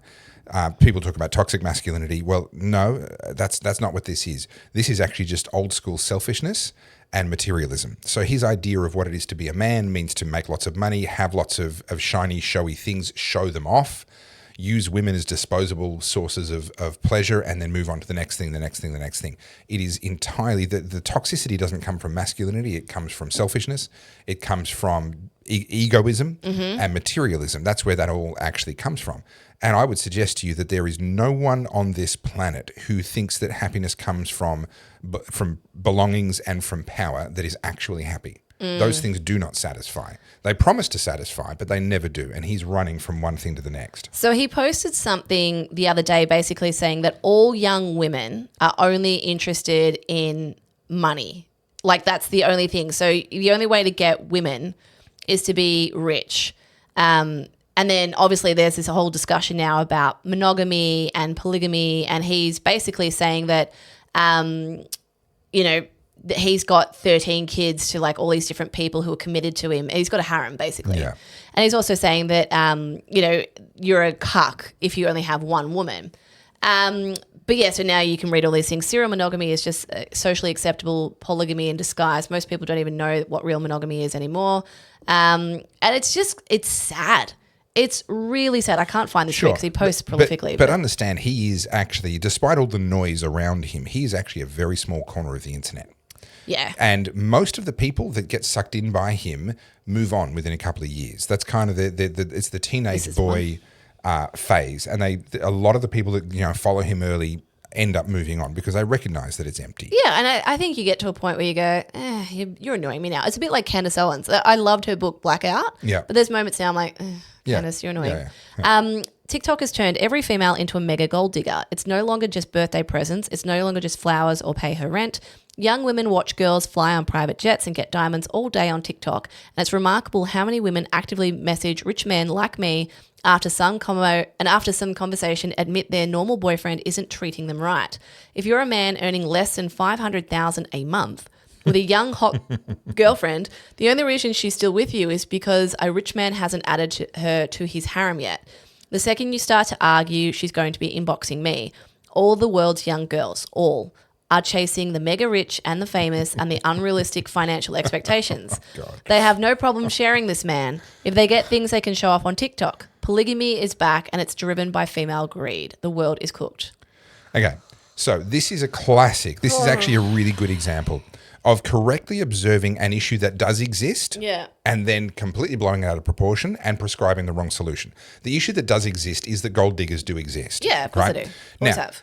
He opens up his inbox and it's full of whatever percentage of women are gold diggers. Those are the ones in his inbox. Yeah. So 100% of his inbox is gold diggers. And he's stupidly going, well, that means that 100% of women are gold diggers. Because obviously he can't conceive of a world where there's any woman that isn't inboxing him. Yes. Right? That's because obviously all every like woman's 4 going to be billion inboxing women on the him, world right? needed. That's right. And so he's looking at his inbox and taking that as a sample of the entirety of humanity. But that actually is exactly representative, in my opinion, of this very emptiness that he's got where he's running from one thing to the next, to the next, to the next. He's attracting people that are also running from one thing to the next. I mean, if these are people in relationships that are messaging him saying, hey, add me to your harem kind of vibes, if any of that's even true, then what does that say about what he's sort of putting out there, that's what's coming back to him? Yeah. I would argue, and this is probably the wanky academic part of me coming out, but there is a fine line between having wealth so that you can have opportunity and then acquiring too much wealth that it becomes a burden. Yeah. I don't personally know what that number is. No. I'd like to find out. When I figure it out, I'll let you know. But I imagine it's somewhere from like the tens of million and then you cross a threshold, maybe 50 million plus. I don't know. I'm speculating. But when you get to a point where you can afford most nice experiences, you know, most luxury, you can buy a supercar, you can travel on a private jet, you can hire a yacht, whatever. Once you've reached that threshold, I imagine there's very few things that bring you pleasure. And I've given this example before, but when we were up in Noosa and we went to G's mate's friend's place, he just bought a completely specced out Corvette. Every option, he ticked it. And he'd just taken keys of it that day. And it was beautiful. Yeah. Like, I'll fucking take it. But anyway, his attitude was so cavalier. Yeah. Like, it's all right. I mean, look, they've done this. Like, he was talking about it as if, like, some council worker had just put pavement down and, like, kind of done it. He was just so uninterested. I'm sitting here going, this is like an $800,000 car that you've paid for. Yeah. And you're so unimpressed by it. Yeah. I never want to get to a point in my life where I treat things like that. There is also, though, there is a certain kind of person that doesn't want to seem impressed because in their mind that makes them aloof. Yeah. You know, there are some people that will never say thank you because that suggests that they're indebted to you, that you've done them a favor. They never want to acknowledge that. There are people that are never going to want to acknowledge that something's nice or that something's exciting. They're going to be meh all the time. But the issue with materialism, the issue with things and happiness being the source of your things is that they age. Yes. And there's always a new thing. So you're never going to be satisfied, or at least if you are, you're never going to be satisfied for very long. that creates this bottomless pit that you just can never fill. Now, to your question about how much money is too much, studies have been done, and what they've looked for specifically is to try and find the amount of money after which it doesn't make a difference anymore. Yeah, okay. Which is kind of a proxy for what you're saying. Like, any more money than that doesn't make your life any better. Yeah. Your life can't get any better. You can only get bigger houses. At that point, what's that money doing? Well, it is becoming a burden. It is getting you higher profile, more people coming to you, wanting things more trouble. And the study was some years ago now. I think it was 6 or 7 years ago. And I'm reaching back into my memory here, so I might have the number wrong, but I believe it was about $12 million US in assets. If you have $12 million US in assets that are put to work, they're working for you, making interest effectively and doing what you would expect $12 million worth of assets to do. So that's obviously net of any debts, etc. Then at that point, any more money after that point is not going to improve your quality of life. And the reasoning is this. Yes, you could have a bigger house, but you've already got a great house in a great location. The bigger house isn't really going to change anything for you. No. Yes, you could own a yacht and have it sit there for 50 weeks of the year unused so you can go on it for 2 weeks of the year and pay all of the bills for it. Or, and that's what you do if you're a billionaire, but actually once you've got 12 million in assets, US, in assets properly invested, you can rent that yacht for the 2 weeks. Yeah. Right? And maybe it's not the Jeff Bezos-sized yacht, but it's not going to make any difference to how much fun you have and the quality of what you enjoy. You're flying first class instead of having your own private jet flying you around. But honestly, are you really bleeding about that? You probably get better service flying commercially first class than you would on your own private jet. Certainly on long haul, there'd be some big advantages because, like, I've seen some of those Emirates suites and Qatar suites. They look amazing. Private chefs and all the rest of it. Yeah. And so now that number will have gone up because of inflation. But let's say that was 20 million Australian dollars. Let's call it 50 million Australian dollars. Right? Let's just throw a huge number at it. After 50 million Australian dollars in assets, net of all debt, that are actually well invested and working for you, is there any point to getting any wealthier? Well, only for the purpose of making even more money later on. If you're a billionaire, you've got investment opportunities that someone with only $50 million doesn't have. But in terms of your lifestyle, your experience over the remaining days and minutes and seconds of your life, it's not going to make any difference at all. Yeah. You brought up Enos Yilmaz before. You would have seen he did a tour of the $250 million home in Manhattan. I don't follow him closely. I just, Edwina, my wife, wants to watch his stuff from time to time, and we'll watch a few. I'm just trying to find a short. I don't want to watch a 30-minute YouTube. I think this is a short. This is a $250 million penthouse located on Central Park Tower in New York City. We're currently on the 131st floor. Let me show you around. Now, this has to be one of the craziest parts of this incredible penthouse. Outdoor terrace, that's Central Park right there. You can see the entire park. You have your own personal ballroom. 27-foot high ceilings, walls of glass. You can probably have 200 to 300 people here very easily. Right, Sandra? Look at me. Look at the size. Look at the scale. You have a massive floating jetted tub. Let me show you how it feels to go in there.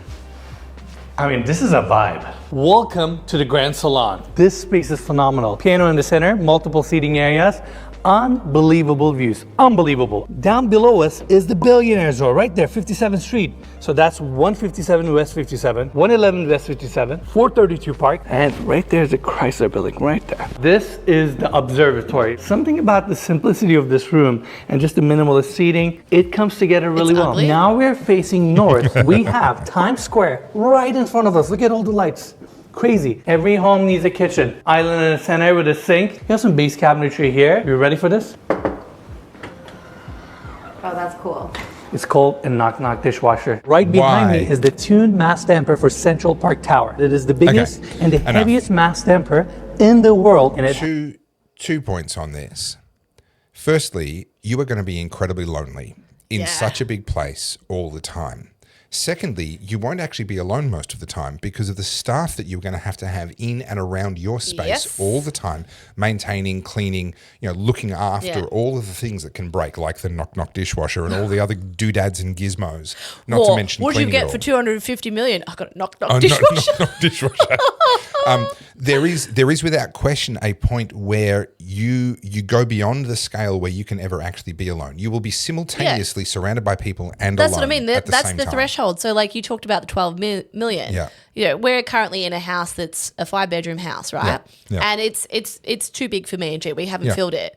But any bigger than this, like we're going to have to hire a gardener. Yeah, yeah. We're going to have to get a yeah. cleaner. Yeah. And then all of a sudden you've got people coming into your house that you maybe don't really know, but you Yep. have to have because Yep. you can't do it on your own. Yep. It starts to become a burden. Yeah, correct. And like I look at that and I just go, so you're so rich that you want to be removed from the world and you want to live that high up alone. Yeah. Like that sounds oppressive. And you've got this ballroom that can hold 200, 300 people. How many times a year are you going to actually have any kind of a function in there? And how many of those people that you invite to that function are people that you actually deeply care about who also deeply care about you? And how many of those people are just the Joneses that you're trying to keep up with and you're trying to 100%. impress? Well, interestingly, it's been for sale for almost 2 years and no one has been able to sell one's it. bought it, yeah. And so it was listed originally at 250 million and now it's selling for 195. So it's a bargain. Look, I've got about $50. I wouldn't live in that. There's no way. If I got it for $50, I would. I went to the top of what's the tower called in New York?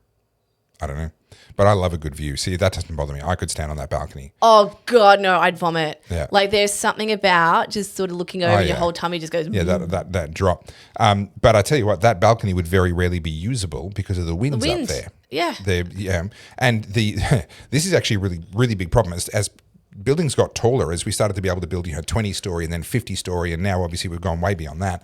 The air pressure difference becomes a factor. Mm-hmm. And so you've got this building and the, depending on what's going on with the wind, you can have a massive pressure differential between the outside of the building and the inside of the building as you go further and further Try up. to open the door. And that's why generally skyscrapers don't have openable windows. Yes. Is because it's actually fraught with risks. Yes. And so, living somewhere like that where you might have a sliding door or something like that, you're going to have moments where you got to open that door and you unleash a whirlwind inside your home. Yeah.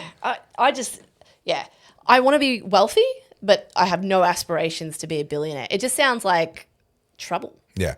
Well, it's certainly by the time you get to billionaire status, and particularly if it's high profile billionaire status, you have to pay. You're now paying millions of dollars a year to staff and security to keep the world at bay. Yeah. Yeah, and that I think would be a horrible. That's what I horrible way to mean. live. There's a weird line there, but it's interesting as we were talking about before about the left is starting to eat itself because when you are competing on basically mediocrity and you're trying to get to a point where you're doing the least because you're the bigger victim, so therefore you need the most, which is basically communism. Yeah. Now, you know how I said on Monday that Australians deserve socialism? Mm-hmm. Well, we're already there. Well, yeah, yes. Which brings me to this article from The Australian. Yes. Australian Financial Review, I think it was. I didn't send it to myself, but I'll do that quickly. So basically, more than 50% of voters now rely on the government for their main income. So I'll pull it up. Now, back in the day, I'm going to say 12 or so years ago now, I did a video called The Forbidden History of Terrible Taxes. You can still find it on my channel on YouTube. Just go Topherfield Forbidden History Taxes. You'll find it. Or just Topherfield Taxes, you'll probably find it. Now, 12 years ago, I ran the numbers, and more than 50% of Australian households, as distinct from people, it's a different calculation, were already dependent on government welfare or government money. So not necessarily welfare, but they were either employed by the government or they were on welfare or they ran a business that survived only because they got government contracts. In some way, shape or form, they depended on government money for their survival. More than half of Australian households had already crossed that threshold. And the reason why that matters, in my opinion, is that if you live in a house with someone who depends on government money, you're already less likely to vote to reduce government money, even though it's not you personally, if you're in that household. And there's something of a threshold that gets crossed where in a democracy, people very rarely are willing to vote themselves less money. And so they tend to want to always vote for more, whichever politician's promising them the most. Once more than half of all people are terrified of losing their government money because they won't be able to make bills at the end of the month. Yep. Then you've crossed a threshold that potentially cannot be uncrossed. Well, and that brings us to this news. Yeah, not only that, there is a real, I understand, I've talked about a client of mine who has no limbs. And so, someone like her definitely needs support because she's definitely disadvantaged. Yep. But what I loved about her is she was truly entrepreneurial. Yeah. She was like, I want to do this thing. That's how I got involved. I was helping her do photographs. And so she had ambition, which is wonderful, great. Yeah. So in spite of her disadvantage, she wanted to do this. But if you listen to what the Greens are saying and the way Labor approaches most minorities, it's, they can't do it. We'll speak on their behalf and we'll pay for them because they can't. And that de-incentive to be engaged in your own life actually tears away at people's self-esteem. Yep. It makes them completely dependent and then resentful. It's deeply arrogant, and it's known as the tyranny of low expectations. When you exempt somebody from the reasonable expectations that we can reasonably have of our fellow human beings, you're not actually helping them. You're allowing them to skate through. At best, you're going to allow them to freeload on everybody else, creating resentment and entitlement and all the issues that we see.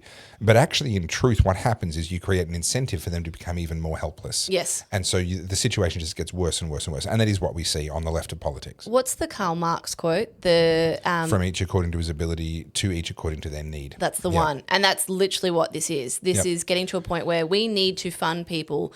I made the comment and I got it wrong. I said 20% of the people are on NDIS. No, 20% of Australians are categorised as disabled. Yeah. And I think it's just under 1 million people are on the NDIS. Something like that, yeah. But Gina and I found this video last week and I'll have to find it again. It was 2 people talking about how they're on the government's funding. So one of them was disabled because she has depression or something. Right.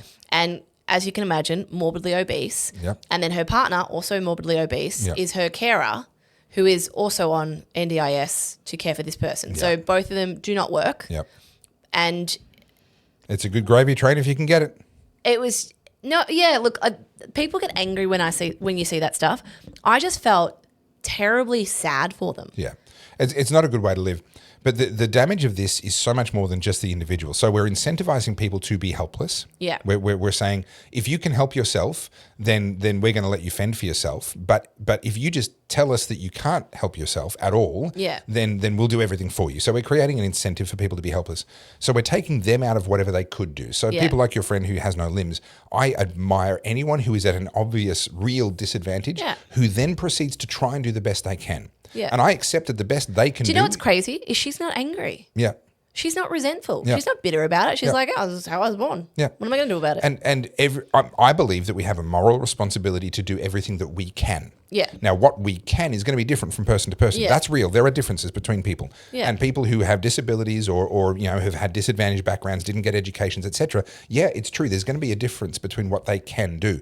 But every one of us has a responsibility to do what we can. Yeah. We're incentivizing people to not do what they can. But then the double whammy comes that we take somebody else out of the workforce because we create unproductive jobs. Mm-hmm. So now we're paying person B to do for person A what person A could have done for themselves. Yes. And then we're paying person B with money that we stole from person C. So they're now disincentivized from actually doing any real work in the first place. Typically what happens in socialist societies, because those who can do and typically go and start businesses and earn more and get correctly compensated for their output are then disadvantaged because they're supporting these people and then they become resentful. The exodus out of the UK and Australia right now is phenomenal. Yes. In terms of the exodus of people that know how to make money and run businesses. Yep. And G and I have talked about that. Yep. We've got a plan now. We're like, all right, like we need to figure out where we're going to go. Like I've been binge watching Nomad Capitalist. Yeah.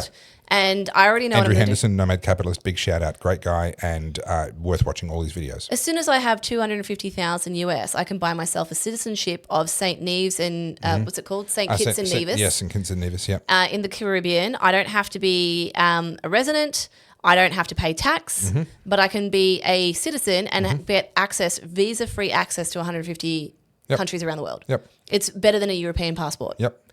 Like, do you know what I mean? Yep. There's ways of doing it. I don't have that kind of cash laying around, but I'm now like, okay, I can see a path. Yep. How can I get there? And I actually feel like that whole, I'm definitely a carrot on a stick kind of girl. Like, oh, okay, that's the goal. Well, fuck, let's go. Let's go.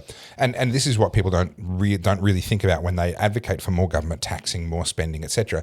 People respond to incentives. Yes. There is this assumption amongst a lot of economists, by no means all, but a lot of economists and basically all politicians, that there is zero elasticity elasticity of demand, which means when you change the incentives, people won't change their behavior in response, which is hilarious because other taxes are predicated on the idea that people change their behavior, like all the sin taxes, tobacco taxes and alcohol taxes. They're justified on the basis that people will change their behavior. But then they'll say, oh, but we'll increase taxes on the rich people, and they won't change their behavior. They're not going to leave. They're not going to restructure. They're not going to find they'll just take it. They'll just cop it, right? And so there's this wonderful double standard here. Oh, the taxes that we want to hurt people, that people will change their behavior for those ones, but they won't change their behaviors for all of these. But this common sense discussion, I can't understand why this isn't happening at every dinner table around Australia because, I mean, Victoria alone, we know there's a mass exodus of business owners. We know a lot of businesses have gone under. And this is affecting a huge percentage of the workforce. And people are saying it's only big business. Oh, they make enough money, we can punish them, blah, blah, blah. No, Victoria's a great example because they've gone and turned around and said that the property taxes that apply to commercial property, so residential property is taxed different from a property tax point of view. It's taxed differently to commercial or industrial property.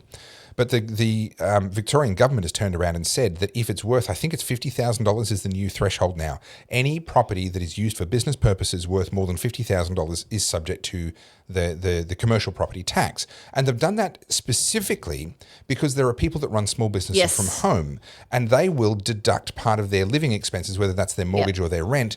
They will make that tax deductible out of their income because they're using that portion of the house for income generating purposes. So the Victorian government has sat there and said, we've found a group of people that aren't being stung that we can sting now.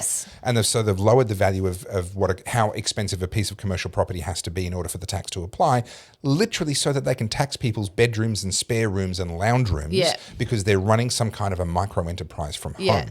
And what's crazy is that most people who start little side hustles or little small businesses are usually doing, I was going to read that, but I'll read it in a second. Are usually doing that because they need to supplement their income because they're feeling squeezed. Like for example, last year when the RBA put up all the interest rates and all of a sudden everyone had to find like an extra couple of thousand to pay their mortgage, people were like, well, okay, I'll go do Uber driving or I'll go do some night shift somewhere or whatnot. And then you get taxed at a higher rate to do that because you're trying to get outside.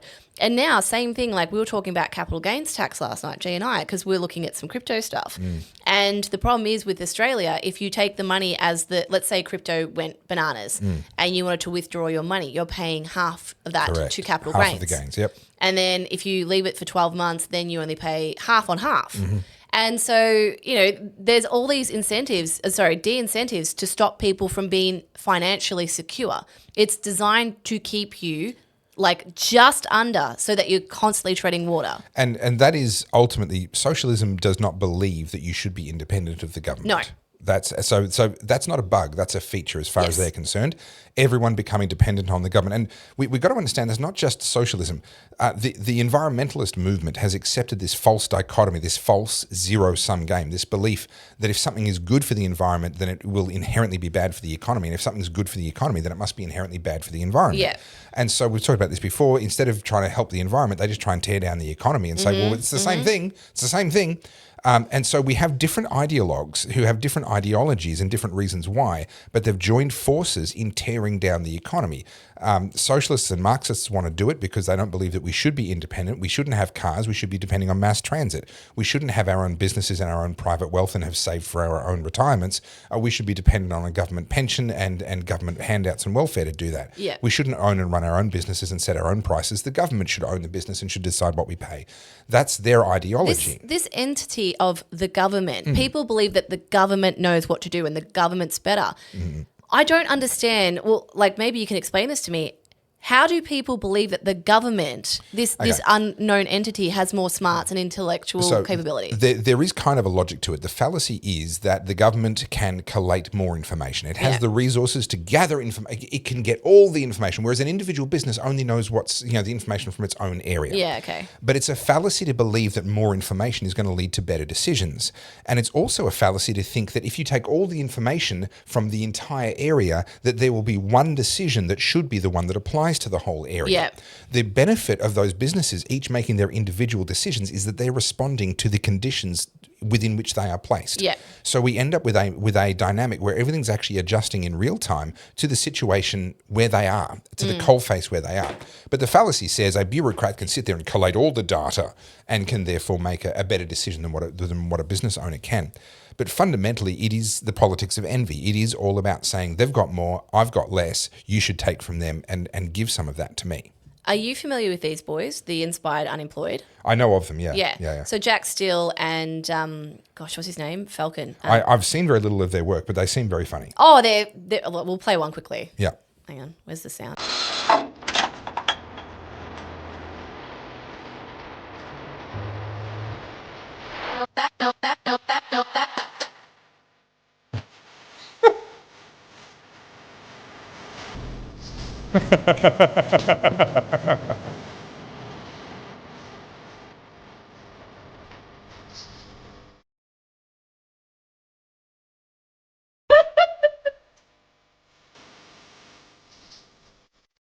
Anyway, so obviously they didn't get a lot of work done that day, but props to them. They are actual tradies. Like, you don't get up in a tree like that unless you're an arborist and you know what you're doing. Can I tell you their story quickly? Sure. I, as I've said multiple times on this podcast, I fucking love people who just do something. Sure. I love success. Yeah. And these boys are that. So they were tradies and they've been best mates for like years, like Sure. in That's high a school, good I believe. start. Yep. And they realized very quickly that maybe the tradie life wasn't really what they wanted to do long term. They meant to go trad wife, but they went tradie life. It's so close. Yeah, but they so missed, it's easy to mix the easy two to up. confuse it, yeah. So they went to Europe and they went traveling and they realized how much they love traveling. Yep. And they wanted to be able to keep traveling. And obviously Sure. can't do that if you work a full-time job. Yep. And so they started doing these skits on Instagram and they had like 40 followers. Yeah. And then as things do, it just build and build and build. yeah. And they really popped off in COVID for obvious reasons, right? They were Sydney boys and then there's about 6 of them now. They all lived in this one house and they were just coming up with skits and then there's like side characters and things like that. Anyway, they're doing really well. So, Good on them. as they do, they've done live shows and then they've got a TV show. Then they've made a beer company called Better Beer. Yeah. They had a fragrance. They've done all these like sponsors and stuff. Anyway, so their latest thing is that they've released Arrival Travel, which, in their words, that was where they wanted to get to. They wanted to Sure. start their own travel company and they've just launched it. Now, do you think that has been well received in Australia? Arrival travel. Yeah. And their success? Well, no. I mean, tall poppy syndrome would have kicked in at some point. Well and truly. Yeah. So these boys were seen, I don't know why, like by the Triple J crowd to be obviously progressive Labor supporters. Sure. And because they're not talking about Palestine, they aren't speaking up about trans rights. And actually, Falcon, the shorter one with the moustache, he often dresses up as a woman to become Bridget, the character. okay. And they're like, women's bodies aren't costumes. No. And Not Chris Lilly humour. Yeah, The thing that everyone said was hilarious and progressive 15 years ago. Yeah. Oh, no, can't do that. And so now they're a victim of their own success in Australia. And I was just reading some of the comments and commentary around it, like, these boys are actually really problematic. Is that not just quintessential Australian behaviour? Sure, but that's also a very small number of people who I just think we just need to point and laugh at them. I would agree, Yeah. but that's kind of like Australia in a nutshell, really. They bring to mind for me Sushi Mango. Yes, I love the Sushi Boys. Good friends of mine. Okay, Yeah. No, they're funny and they've found their niche. And that is, I mean, I know they're immigrants and from immigrant families, but that's actually old school Aussie humour. Yeah. Where they're taking the piss out of the stereotypes. Yeah. And again, dressing up as their own grandmothers or mothers and doing all that stuff. And they're doing so well. They're doing live shows and stuff now, aren't they? Yeah. They've put me on their PR list. Have they? Yeah, I get all these goodies from them all the Oh, time. well, It's so nice. thanks for the merch that you've passed on to me, Yeah, not. Where's my sushi mango? They did a booze thing, and You don't even drink booze. You should have handed that to me. This is the thing.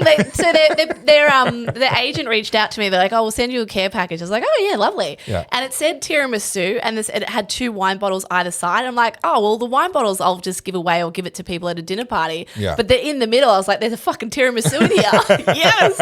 I open it up and I pull it out, and it's a bloody like Bailey's kind of tiramisu flavored right. liqueur. Yeah, I have okay. never been so disappointed in my life.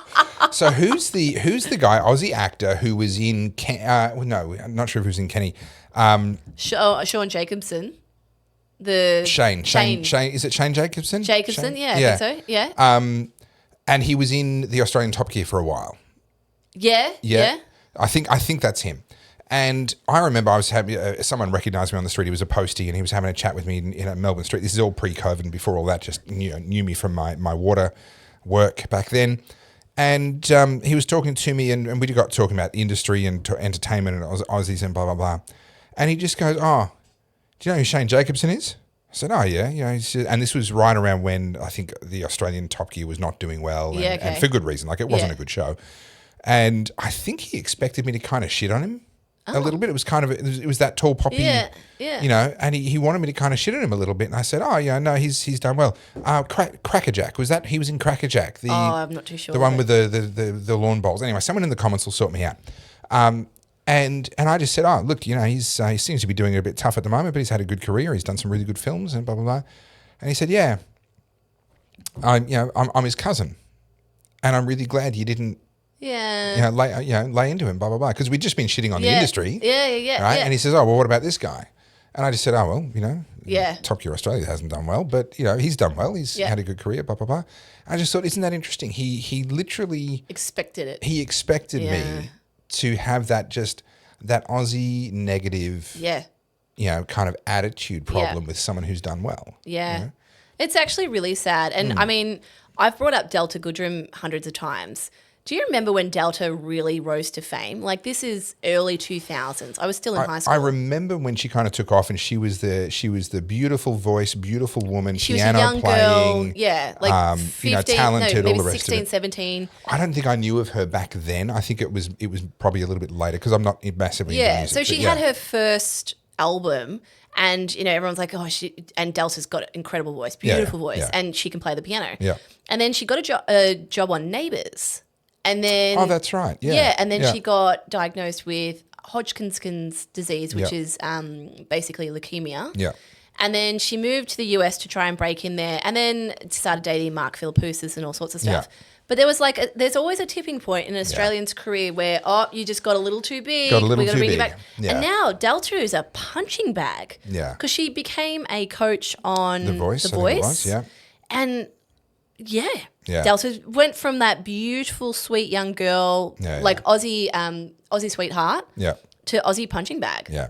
And look, it is sad, but also the journey, that journey that you go on to get to that point kind of makes you immune to a lot of that. Yeah. I don't think Delta cares terribly much. Oh no, she's doing wonderful for herself. She's got married, I think. Did she? Okay. Yes. And we've talked about this before, where you see people that kind of get the shortcut to fame, and then they can't handle it. Yes. Who were we talking about? There was someone who was whinging about was it Clem? No, it wasn't Clem Ford. Abby it was Chatfield. Abby Chatfield. Okay.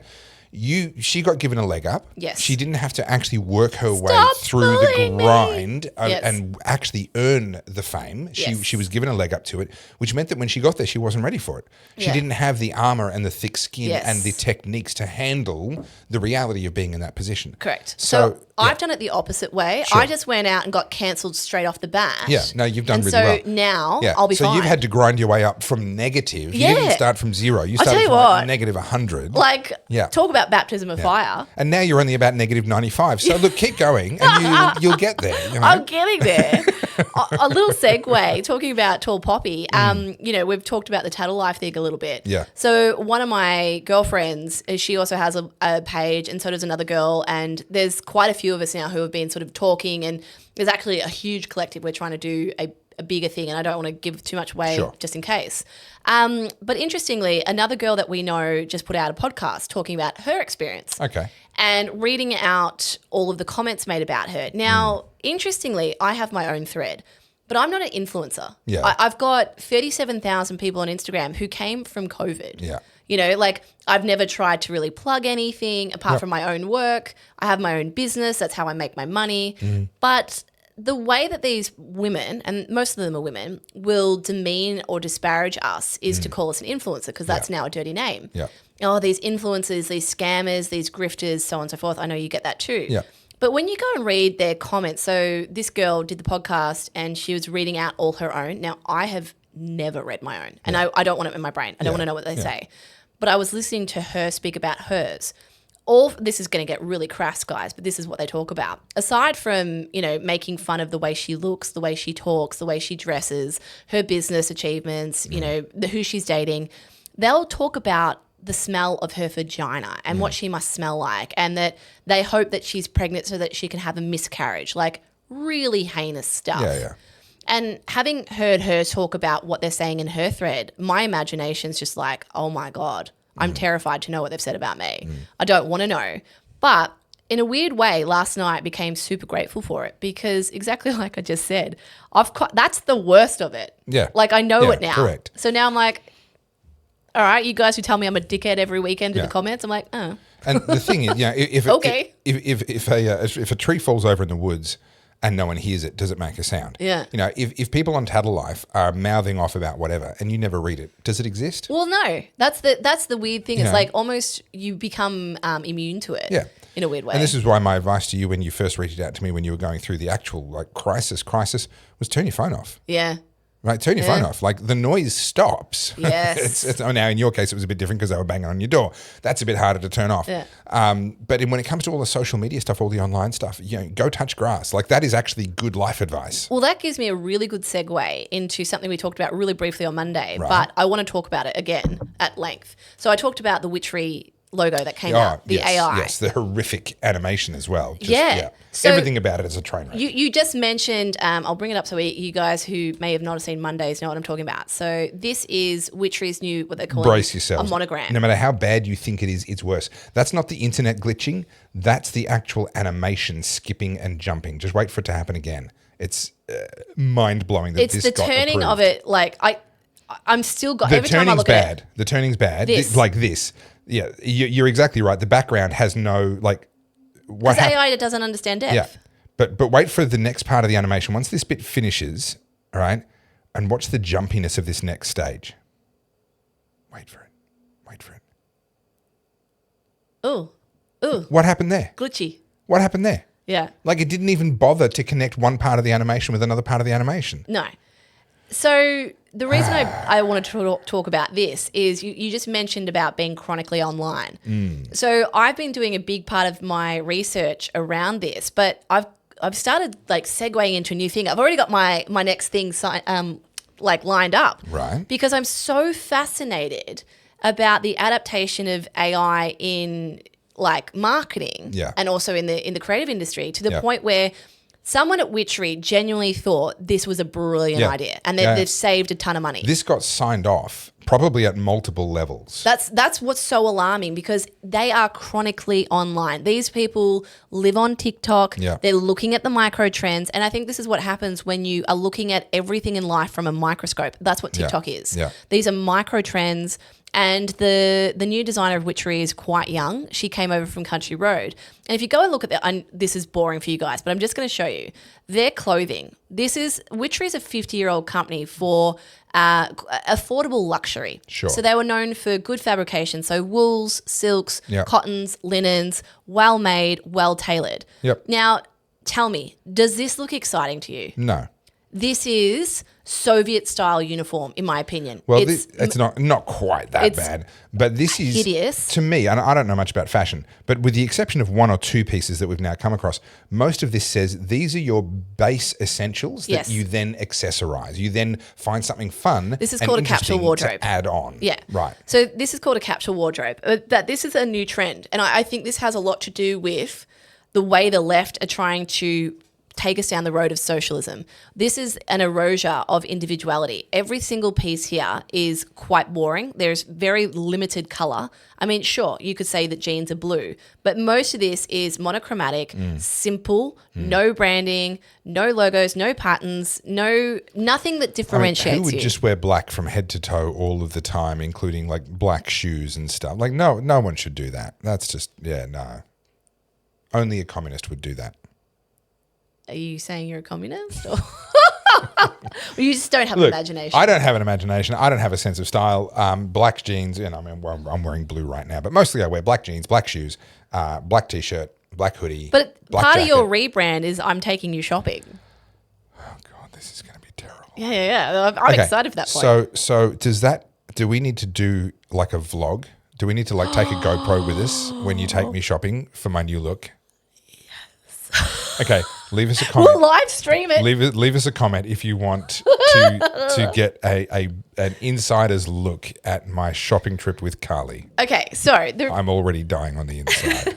the reason I brought up the AI thing is now I'm seeing a trend where a lot of brands are thinking they can secretly use AI without admitting they're using AI. Yeah. Now, if someone was to do that in Blender or do animation, like you would have paid a pretty penny for that, but Yeah. it would have been. It would have actually worked. And you could have had it for decades to Yep, come. yep. But now you've probably made this on Midjourney or God, what's it called? Starts with R. Can't remember. Runway. And you think, wow, this is amazing. But because you're not a creative and you're not used to looking at this stuff, you probably didn't pick up the glitches and the weirdness and the that's depth right. perception. It's a little bit like my merch, the current line of merch that I have. You designed my original brand, which is beautiful. And then as time went on, I started to deviate from that brand and I started to kind of do my own thing in ways that didn't offend my eye because I'm not a designer. I don't, I didn't initially notice that actually now I'm mixing and matching fonts. I didn't initially notice, and I notice that stuff now because my own, I'm learning more and seeing more as I go along. But it'd be the same thing. Some CEO who's not familiar with animation looks at that. They can't see what's obvious to you and I. So I'm going to show you another brand because this is now rife. So this is a Melbourne-based brand, and I'm just going to show you these images. So that's the dress. Right. Does this look weird to you? What can you see? You're probably not getting a good view on that. I mean, it's a squid. Can you? So this is photoshopped. This is not a real image. Oh, right. Okay. Yes. Yeah. And then we go down to, I think it's Sorry, can we just go back to that? Because that is 100% a squid. Tell me that is not a squid swimming through the water with its hang on, tentacles they probably hanging can't behind. see it. I'll do that so they can see it better. Scroll up a little bit. There we go. That is a squid swimming through the water with tentacles hanging off the back. Anyone that has the smallest amount of breast tissue cannot wear this dress, just quietly. This is not designed by someone Not suitable for me then. that has hit puberty yet. Yeah. Okay, so Yeah, okay. I can see the weirdness now that you mention it. This sort of around where the shoulders Yeah. are. Like, that's just not right. And That's look, not normal. I can understand taking a photo of the garment and then photoshopping it on a model because you don't have the actual garment yet. Sure. That I'm not mad about that. I used to do that in my clothing company. But I'm going to show you this image. Cute dress, whatever. Okay, yep, sparkling. This is not a real human. Yeah, This is right. AI. Yeah, And the reason we know it's AI, because she has 6 toes. look at this. What is this? This is not real. It's not even good AI. It's fucking horrendous. This is a dress. What's it say? $600 dress. This company's, what the point I'm trying to make is they're not a cheap company. This is the level of output in their marketing. The most dangerous question that a man will ever be asked in his life is, does my bum look big in this? It looks awful, doesn't it? That is not a good dress. If that makes her butt look huge, And then, if that's what they're doing with AI, and she's a size 8. when they could do anything they wanted, yeah, that's not good. So now there's a whole conversation around this brand. Like, this is clearly a real woman in a real dress. And yes, she's a model, whatever. Like, that's what we expect. That's a level Yeah. of expectation. But this other shit, this AI shit, this is actually pushing your consumers away. Yeah, that's horrible. So you're aware that it's recently stories broken about how there's a completely AI Instagram influencer Yes. who's like photos at the Wimbledon, Yes. photos at the Coldplay concert, Yeah. all that sort of stuff. This is where we've talked before about how the world is going to divide. There are going to be some people that will embrace this. They will embrace the fake perfection, the digital perfection, this world that cannot possibly exist in reality but can be created digitally. And The they will- anti-humans ones yeah, will. they The will death want cults to will. dive down that. Yeah. But I think actually a very large, and it will be a continuously growing proportion of the population are going to reach a threshold where they go, ooh, no. Yeah, well, I know that because that reel I did for Witchery has gone mega viral. Yeah, right. It's been shared over 1,000 times. Like, Witchery's never going to hire me. And I'm sure you feel really great about going viral. That doesn't Every bring time up, it happens, that doesn't I'm bring like- up any anxiety at all for you. But interestingly, like, I've been looking at I've gotten about 300 followers from it, and I've been looking at who these people are, and it's like key fashion people. Like, Yeah, the wow. head of marketing for Bulgari followed me. Wow. Yeah. Okay. And I'm like, Don't tell him that I call their brand Vulgari. but I was don't just- mention that. I thought it was really interesting because I said the thing that people don't say, but Yeah. most people thought. Yeah. And that tends to be something I do often. I say what isn't popular, but it's usually right. Now, let me say something that isn't popular, which is that I need to be done in about half an hour because I have to drive back to Albury and I have a meeting on tonight. And you've gotten out of your photos once again. I've gotten out of it once again, and I've bought another week. Well, since we tangented and I didn't actually get to read this article to you, yeah. let's go back. Do this. So this has come out in the Australian Financial Review, which is very left-leaning, is it not?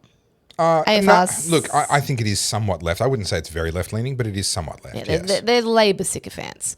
The federal and state government spending splurge has hit the highest level since the end of World War II due to a massive ramp-up in outlays of disability support, aged care and childcare. The National Disability Insurance Scheme is the chief culprit, accounting for $52 billion in costs and making Australia among the biggest government spenders on disability in the world. More than half of the voters now rely on the governments for most of their income through public sector wages, welfare benefits or subsidies, according to a new report by the Centre for Independent Studies. Now, the CIS do good work. So if that's what they've said, then I'm going to say that's I love true. how they have to right of centre. A right of centre liberal think tank. But they don't say Financial Review, a left of centre financial paper. So when it's not their team, they have to announce that.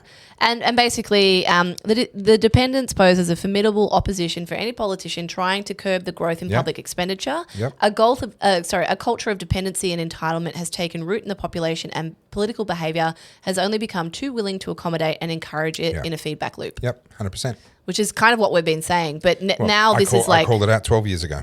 This is now in the mainstream, which is wild. So, and when people are wondering how Labor keeps getting back in, well, that's your answer. Yeah. And this is also why they love to create more and more welfare dependency.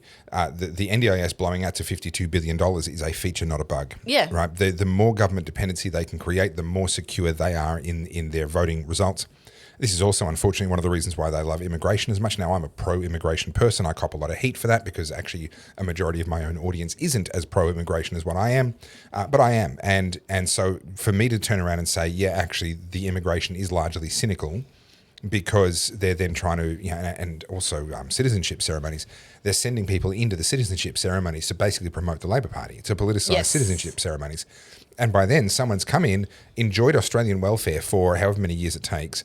By the time they become a citizen, the hope from the Labor Party and from the Greens is that these are now lifetime left voters. Well, I disagree with you on the immigration thing. Yep. I don't believe all immigration's bad. I think there should be some kind of vetting. I know you and I totally disagree on that. Yep. But we're allowed to disagree. Yeah, sure. But I think the issue You're is... You're allowed to be wrong. You're allowed to be fuckwit. And I am. Proudly. with pride. No, but so, and I said this before, and I'm sure you've got an ism for this, but when you have all of these things breaking out, so youth crime, home invasions, and all that sort of stuff, and a lot of it is perpetrated by immigrants, that is going to lead to a race conflict. Yes. It's already 100%. there. That is absolutely true.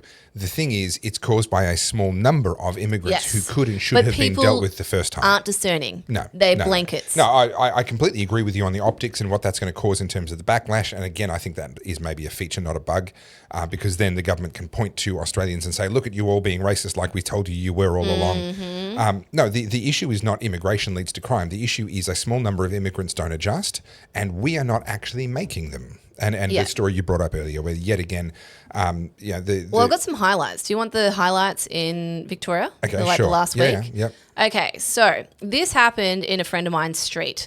4 teenage girls, including 3 13-year-olds, roll a stolen car in Rodding Street in Brighton. Wow. And then, so they've got footage of the car speeding, and there were bottles of vodka everywhere. And now I believe this is the car flipped on its head. Yep.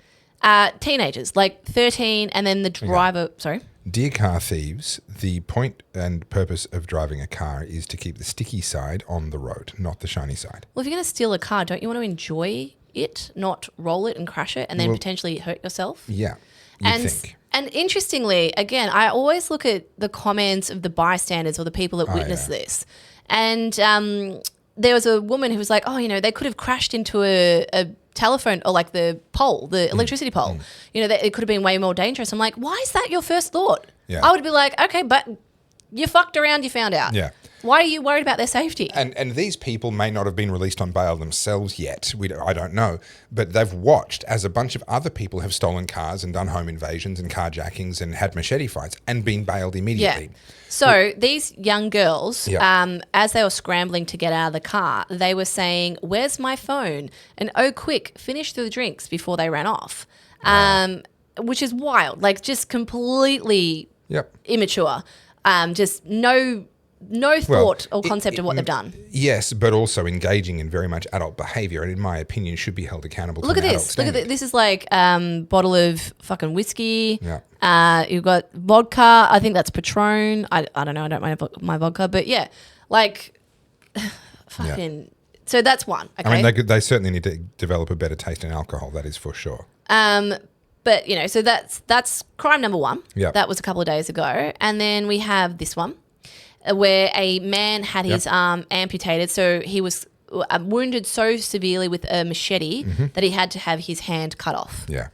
I just want to reiterate that point. Yeah. Imagine that in Jacinta's Victoria, that you can go to the shopping centre. I think he was going to buy a packet of smoke somewhere in Altona Meadows. Yep. And he was talking to a friend on the phone. These youths came up to him and tried to mug him and then sliced his hand off. This is not Sudan. This is not like South Africa. Yeah. This is Australia. And I'll let you guess the ethnicity of the people that perpetrated it. Yeah, a 14-year-old boy's the one that's done it. And you know, again, people aren't doing that as their first crime. No. So someone who has been a genuine, actual, perfect angel with no history is not, as their very first crime, picking up a machete This and is hitting someone in the the comment arm. I need to read to you. So the teen's grandmother. So he's in bail. Sorry, he's in court. Sorry, I'll just read this about. He's in a stable condition, but he's had to have his hand amputated and he's had to have surgery on his spine. And now faces years of rehabilitation. So the teen that did it, the 14-year-old kid, his grandmother, has come out saying, as she was fighting back tears, that her grandson was quiet and unassuming and had never been violent at home or school. You're a fucking moron. You're a fucking moron. Sorry, that you are grossly ignorant. When asked if she thought she knew what he was doing was when he was out with his friends, she said, I thought I did. Well, clearly you didn't. It doesn't escalate to this overnight. She said she would be as strict as possible with him if he were granted bail and would restrict him to conditions close to house arrest. Okay, but it's very clear that she's lost any and all control or even knowledge of him. Do I need to reiterate this? Her fucking grandson sliced a man's hand off. Yeah. He's had his hand amputated Yeah. by a fucking 14-year-old. Like, this is beyond, he needs to be under house arrest. Yeah, yeah. He has maimed someone That's for the adult rest of their crime. fucking life. Yeah, that's adult crime, adult time stuff. Like, imagine if I cut your arm off right now. I'd rather not. Do you know? Like, oh, shit, Carly had only been anything but nice to me. Like, it's unusual behaviour. She'd been putting up with G for an entire year. Anyone could snap. Right. I mean, you know. But this is the thing. I'm like, this cavalier attitude. Like, I thought I knew. It's Yeah. not like, I can't believe he stole someone's Yeah, yeah. backpack. He maims someone. I can't reiterate that enough. But the issue here is it comes back to there was the magistrate just the other day that re-bailed someone who'd previously been up I've on got what was it, that. 400 I was going crimes? through the highlight reel. So let's when we get to that, I'll comment on that. Here we go. So magistrate admits that Yeah. she's lost count of how many times he's given him bail. Yeah. One of Victoria's worst teen offenders, charged with more than 400 crimes, has been set free without further supervision at the magistrate, as the magistrate admits he won't follow court orders. Yeah. Now this is such a failure. This is a criminal failure in my view. That whatever crimes this person goes on to commit, that magistrate and every other magistrate that has bailed that individual should also be jointly accountable for. To turn around and say, oh, well, we can't control him, so we're not even going to try. We're not even going to pretend anymore. If you are sitting there as a magistrate saying, we know they won't follow any supervision orders, then that's grounds for not granting bail. Dude, Right? so can I just read This this is not part of the article complicated. to you? So, releasing the notorious teen thug, Magistrate Gail Hubble, because of course she's a fucking white woman, said the 19 days he had spent in detention awaiting sentencing was extraordinary, despite the fact that he had been charged with more than 400 offences and breached bail dozens of times. Throwing her hands up in the air, she said he's been unable to comply with bail or satisfactorily comply. Unwilling. Yeah, exactly. This is what I mean. look at the language. Yeah, the language. It's always buried in the language. Right? Yep. Or satisfactorily complete a community order. I don't think he can do a community order at this point. So once again, you are putting the rights of this fucking criminal bastard among law-abiding, tax-paying Victorians. The way that sentence should have gone is he's breached bail, he's not followed previous He's orders. a piece of shit. He's not going to follow any new orders, so therefore I'm not giving him bail. But this is That's what how that sentence this is what should have offends gone. me, right? I'll let me finish it before I go. Oh, look at me, I'm getting fired up. You're gonna Yeah, rant. I'm gonna rant. Yeah. You can feel it building, can't you? Rant loading. Yeah. Her decision shocked even the 15-year-old's lawyer and the prosecution, who were calling for the thug to complete a community-based order on his release, including behaviour change programs. How were they not calling for him not to be bailed? How is that not the conversation? That was Is being everyone had? fundamentally fucking stupid? Yeah. Like, that's all this is. This is just blatant stupidity. This is just making a mockery. Right? The boy on a refugee visa. You wonder Of why course. we have an issue with hate in this country? yeah, It's right there. Yeah. Made front page headlines in the Herald Sun when it emerged he had almost 400 charges struck out due to his age and had been bailed more than 50 times. Yeah. This is the magistrate. Of course, it is a white fucking progressive woman. Of course it is. Well, I don't think you can be a magistrate in Victoria unless you're a progressive. And when it But comes this- to the other stuff, I'll let you be the one that comments on that, not me. Sorry, I know I'm yelling, but this is fucking abhorrent. This is what you voted for. This is where progressive left ideology takes us, that you can get your fucking hand cut off Yep. and that kid faces no consequences. Yep. None. The next step, they're going to be fucking decapitating people and just walking into wherever the fuck they want, Yep. stealing whatever the fuck they want, because they know they can. This only escalates from here. Yeah. And where it needs to get to is where these people experience consequences. And the absolute perversity of the courts not giving consequences is that it makes it inevitable that sooner or later someone else takes matters into their own hands, which is not something I want to see, but I will completely understand when it happens. But at this point, I'm sorry, like, you know, maybe this is where we disagree again, but I am big on the eye for an eye at this point. Sure. I don't believe in the death penalty, but someone needs to fuck these kids up. No, and properly. I am actually with you on that. Yeah. I completely agree. But the only reason we got to this point, you say at this point that should happen. I agree. But the only reason we got to this point is because the state, who has given themselves a monopoly on force and violence and a monopoly on justice, has failed to use any amount of force or any amount of coercion on these people to bring justice. Yeah. It is their failure that brought us to this point. And now, unfortunately, the only language these kids speak is violence. That's Yep. very clear. And someone's going to have to talk to them in their language. I've got one more. Sure. I'm not done. Okay. So here's another one. A Western suburbs high school has been locked down after a gang of thieves armed with machetes went on a wild rampage. You might notice that man has a lot of pigment in his hands, but of course his face is blurred out because he's underage. Terrified students cowered in classrooms as police rounded up most of the intruders after they crashed a stolen Porsche onto an oval. Yep. This is going to lead to a fucking race riot. So this is the stuff that we used to read about happening in America 20 years ago, and everyone would say, oh, see, we're so much better than America.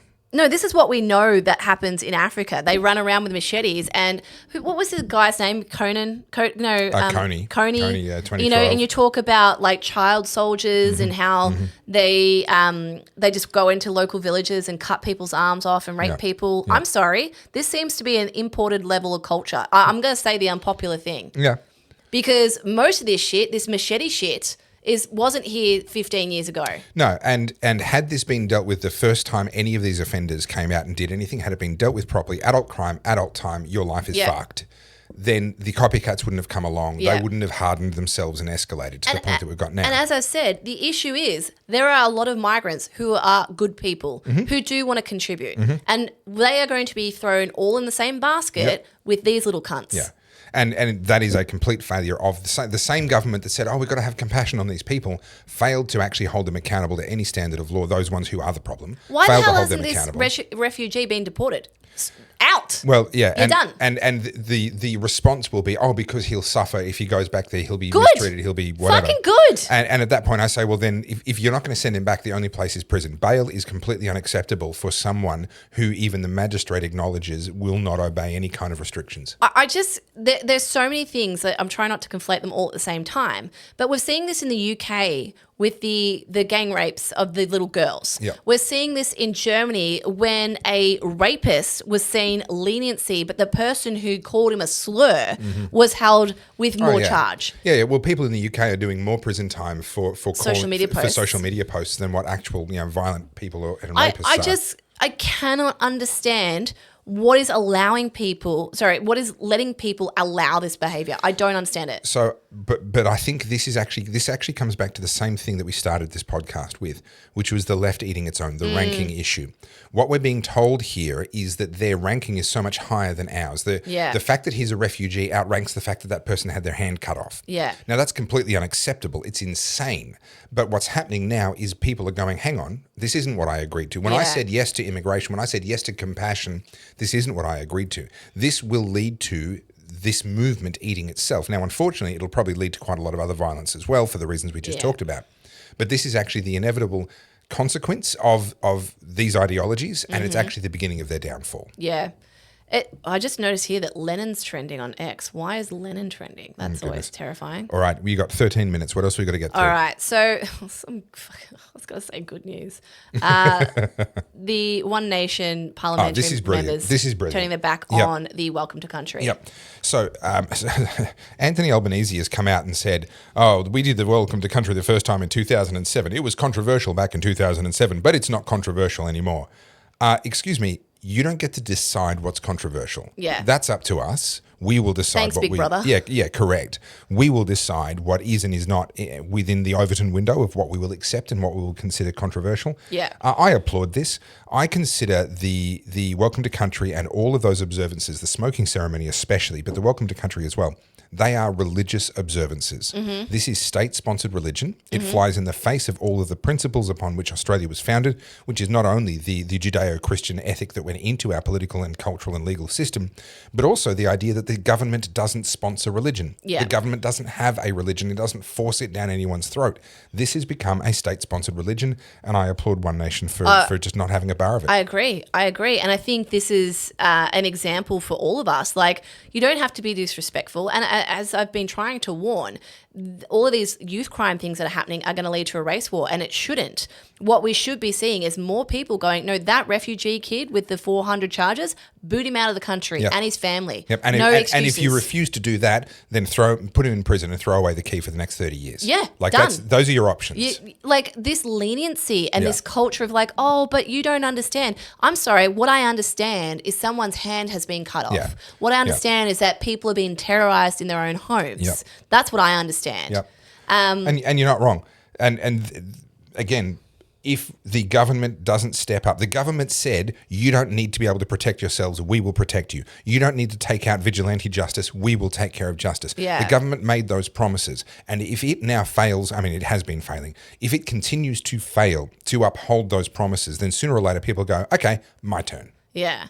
I need to get my blood pressure down. So can we talk about something else? All right, moving on. You got 10 minutes. The last thing I had was Tulsi Gabbard calling for Obama to be prosecuted. This is really dangerous. I actually agree with her. I've only looked into this a little bit, but this is really dangerous. So we've seen countries in the past go down this pathway where the new government prosecutes the old government and tries to send him in prison. Well, that's what they did with Trump, yeah.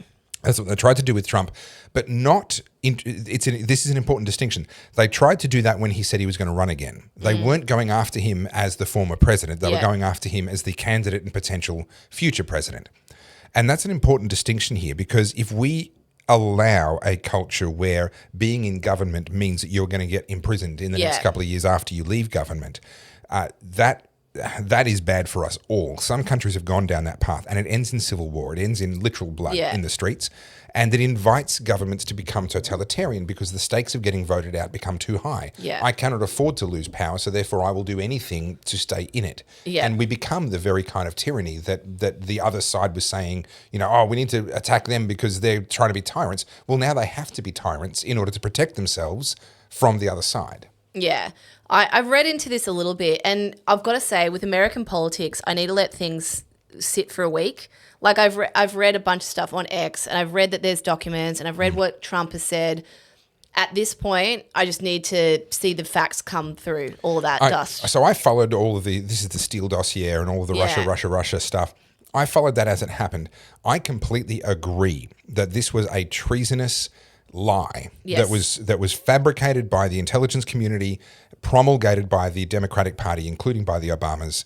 I agree with all of that. I think that's a matter of record, and I think that all of that should be spelled out to the public so they can see just how corrupt and just how evil the Obamas and the Democratic Party and all of that whole thing actually was.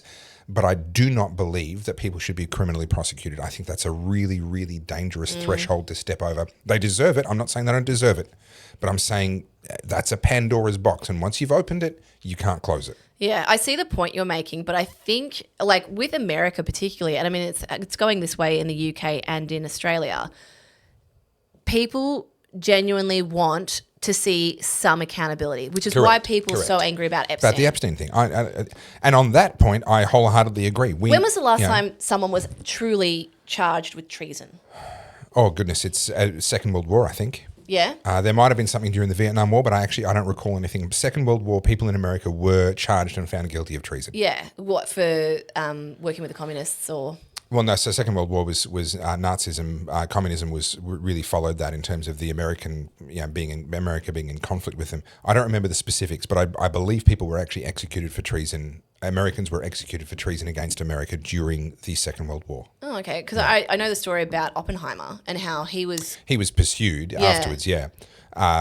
Because of no, there were people while the war was actually ongoing. There were people, I believe, executed for treason. Okay. Yeah.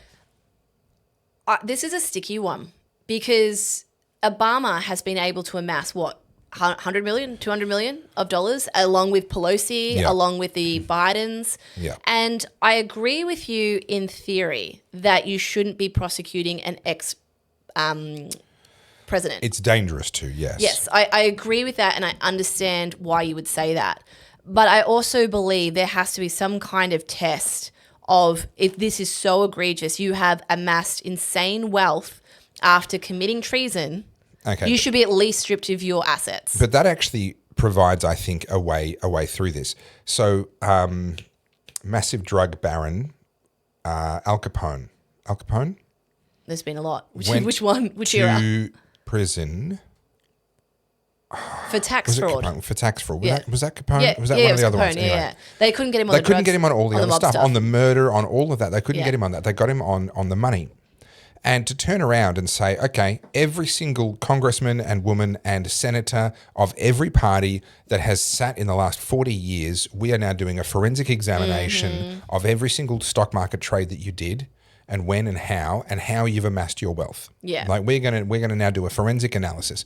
You know that Nancy Pelosi is going to go down. You know that Chuck Schumer is going to go down. You know the Obamas are going to go down. You know the Clintons are going to go down. But that isn't I'm going to prosecute you specifically for this special thing. Yeah. It's we're going to run an investigation that applies equally to everybody. Yeah. And we're going to let the chips fall where they may. Yeah. That is a much better way to handle this. Yeah, and I think a lot of people misunderstand that too when it comes to prosecution for people for big crimes, like the whole Diddy thing. Yeah. You know, I'm really mad that he's likely to get a very lenient sentence. Yeah. But I do believe that Maureen Comey was on his side. Yeah. She was the prosecution. It was scuppered. Yeah, absolutely. Like, you need to take the fall for this lesser charge, but we'll get you acquitted otherwise. Yeah. And what that does is it makes people realise there's a two-tiered justice system. You just need money and power and friends in high places. And this is why there's people barracking for Obama to get taken down for treason. And I understand the desire to see that because, like you said, people just want to see some blood. They want to see some consequences for someone. They want to see some evidence that actually justice is blind. Yeah. Because right now it doesn't seem like that at all. And I understand that drive, but I think be careful with that particular one. Let's get them for how they amassed their wealth. That's valid. Well, interestingly, Hunter Biden, did you see that? He came out yesterday blaming George Clooney and the Democrats for throwing the Bidens under the bus and saying Joe Biden, when he went and did the debate, had been given an Ambien because he hadn't been sleeping well. Right. And so he went on the debate stage after having taken a sleeping tablet. That's why he was a bit dozy. I was like...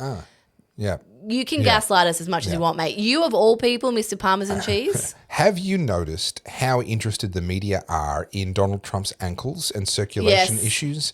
And yet they couldn't see dementia when it was staring them in the face, no pun intended. Peculiar, isn't it? Yeah, really strange. Yeah. Really, really strange. I don't know where this is going to go. I really don't. Because the problem is I think Trump's going to lose in the midterms. I don't want him to, but I think he is. And I think a lot of the MAGA crowd are now just not going to show up for the midterms that's because my biggest of the worry. Epstein stuff. Yeah. Yeah. And then it's just like we've had this one little little glimmer spasm, of hope, yeah. and then it's going to go back to. Well, although the Democrats, who have they got? yeah. And let's not forget that before Trump kind of emerged, there was no glimmer of hope. Yeah. Before Milei, there was no glimmer of hope. For people in El Salvador, before your mate. Nayab. Nayab. We're on first name basis now. Gee, I hope you're checking Carly's phone. Just make sure she's not. Nayab and I are just DMing. just DMing. Can I have a citizenship? I haven't got 250 grand, but I'll take your photograph. I've got a great podcast. That's right. You can come on as our first guest. Hope exists. I mean, I'm a big believer in God, and I know God wins in the end. Now, that doesn't mean things aren't going to suck in between now and the end, but God wins in the end. And it is amazing how often in history, or how, I'm going to say it a different way, it is amazing how rarely in history things turn out the way you would have expected. Yeah. It almost always has multiple twists and turns that from the beginning of the story you would never have seen coming. Yeah. I have you seen this? This is a Somali man who is a socialist who's just been elected into mayor. Oh, he's won the pre-selection and likely to become mayor of Minneapolis. All right. And you've seen the I haven't seen this, no. I've seen the one for New York. Oh, you've seen the Tom Hanks movie? Ah, yes. Okay. I'm your captain now. Yeah. We're getting that vibe. Yeah, okay. Basically championing everything about socialism. And Yeah. I'm like, this is wild to me. Yep. Look, the world is is dividing as we speak. There are the people that will embrace the digital, like we said, and the people that will reject it. There are people that are saying capitalism is failing, and therefore we're going to embrace socialism. There are people saying capitalism, we haven't had that for decades. Let's try the real thing for a change. The world is going to go in two different directions, and the real test for me is: are we going to be able to do that politically, which means peacefully, or is it actually going to take civil war? Is it actually going to lead to genuine conflict? Because these two worldviews are not compatible. No. My hope is obviously that it doesn't have to come to that, and I think America is closer to that than what we are, and I hope that we can avoid it. I genuinely think Australians are too lazy for a civil war. I think unfortunately Australians are too indebted to the government and too dependent on it to ever cut it down to size, which means that things are going to get a lot worse here before they get better. I think you're right that it won't end up in any kind of a war here in Australia. We will just go Venezuela style, slowly down the gurgler, and it'll get worse and worse and worse, and people will keep looking to the government more and more and more for a solution. Do you think we'll see any collapse in the federations? As in will any states secede? Will Australian states secede? I hope to see a couple of new states created in my lifetime. I want to literally redraw the map of Australia. There needs to be a riverina state centred around the Murray River, Northern Victoria, Southern and Inland New South Wales. There needs to be North and South Queensland. WA needs to split up a couple of different ways. How do you split up WA given how small their population is for the size that they are? Yeah, so but the problem is that all of these states, New South Wales, Victoria, Queensland, WA, we all suffer the same problem. Tasmania is pretty much the only state that's an exception. South Australia has the same problem, where the entire state, which involves an enormous amount of territory that isn't urban, is completely dominated by the urbanites. So so New South Wales, NSW, is also Newcastle, Sydney, Wollongong. That's where the whole state is run from. They have, I don't remember the numbers now, but it's a vanishingly small number of MPs inland of the Great Dividing Range. They're almost all in those three cities. And what's really concerning, what really brings this into sharp focus, is that in New South Wales, there are more Greens voters inside Newcastle, Sydney and Wollongong than there are total number of voters inland of the Blue Mountains. Mm-hmm. In Victoria, there are more Greens voters in in Melbourne, Geelong and I think it was Bendigo or Ballarat, once you added them in, there are more Greens voters there than there are entire population in the sort of outside of metropolitan areas in Victoria. And so electorally, it's impossible for these people to have a voice, to have a say. So now you've got inner city urbanites who live in a concrete jungle who are now dictating the political realities and the policies and the regulations for people who are primary producers out on the land. And who they have no idea about. So, and they'll never go there. When the Federation was created back in 1901, I think it was actually ratified and went through. They did not imagine that our map would remain what it is. They always expected we would create more states as the population grew. That was always the expectation. The ability to do it is there. It's in the Constitution. It can be done peacefully. It needs a referendum and it needs assent or agreement, basically, from the states that the respective land is coming out of. And there are good political reasons why we could potentially gain the consent of those state governments to say, yes, let's get rid of, we're spending all this money on their roads and on these, blah, blah, blah. Let's just get rid of them. They're not worth it. And so I expect that will happen. Will we see a devolution, a collapse of the Federation as a result of what we're talking about? I don't think so. I really don't. I think the ties that bind are quite strong. What we're probably going to see is an increase in conflict between the different states. So already we're fighting over GST and who gets more and who gets too much and all that sort of stuff. I think increasingly we're going to see more animosity between the states and the federal government having to take a heavier and heavier hand because as life gets tougher, people get more discontented. The government has to then rule with an iron fist. Well, it's interesting how we're all migrating. So are we going to end up with cities like a bit like the US? I mean, we're already kind of there, given that Victoria is very progressive. But from what I understand and what I'm about to do, like most of us who are more centrist or even conservative have migrated north. Yep, getting out. Mm-hmm. So what does that mean? Like, we're about to experience urban blight for the first time in Australia, outside of mining towns that where the mine closes down. In America, for decades now, the CBD has been a no-go zone in a lot of American cities. That's the ghetto. That's where the poor people are, the homeless people are. You don't go there. Around that will be your nice suburbs, and then further out will be other really nice suburbs. In Australia, we've had this very different dynamic where everything gets more valuable as you get closer. And then the CBD itself, well, that's the heart of everything. That's the thing. That's where most people commute to for work And urban blight is now kicking in, and we're seeing it in Melbourne in particular. People are saying, oh, Melbourne's growing, blah, blah, blah. Yes, it is, but it's also dying at the same time. The suburbs are sprawling. The apartment buildings are going up for people to live in urban centres, Box Hill and Doncaster and Dandenong and everything else. But go to the CBD. Yeah. It's not pretty. And once that blight kicks in, and the first real sign of this was actually a couple of decades ago with the South Bank precinct. Yeah. Where the only people they could fill those high-rise apartment buildings with were foreign students. Yeah. Right? Oh, you mean Docklands? Oh, Docklands, sorry, They just had to fill those. They built this thing. They said it was going to be a new CBD. It's going to be this vibrant place. It's going to be beautiful. They did all these things to try and attract people there. No one cared. It's literally a ghost town. It is. It's pretty much a ghost town. Awful. I know people that actually they for 12 years or something they owned an apartment there. And when they finally got rid of it, they could only get back the amount of dollars they spent on it in the first place. And that doesn't account for inflation. That's just dollar for dollar. They got their money back after 12 years. And that was the first real sign, hey, this is actually, we're in trouble here. And no one paid attention to it back then. Now we've pushed through COVID accelerated things, but we're watching businesses fleeing Victoria at a rate of knots. We're watching big business now increasingly saying, oh, we're going to make people come back to the office, blah, blah, blah. And a lot of people are just saying, no thanks. Yeah. I'm not going back to that life. Yeah. Which means that CBD retailers and traders are never going to get that foot traffic back. No. Which means those stores are going to stay empty. Rents are going to start dropping. Blight's going to kick in. Or blight has already kicked in. I don't go into the city too much, but I know what Melbourne looks like. But I went to Sydney over the weekend. Sydney's not much better. No, it's not. I walked around. I actually stayed just off Oxford Street because I was going to an event that was at Carriage Works. And I just wanted to be as close as possible. Yeah. And so Oxford Street's, they're Fitzroy basically. Yep. That's Paddington, that whole area. And nearly every second shop, if it wasn't a sex shop or a convenience store, it was closed. Yep. There was nothing. Yeah. Urban blight has kicked in Australia for the first time. We're not recognising what it is because we've never seen it before. Oxford Street used to be like our Chapel Street. It used to be full of beautiful retailers. Yeah. High end, like lots of things to see.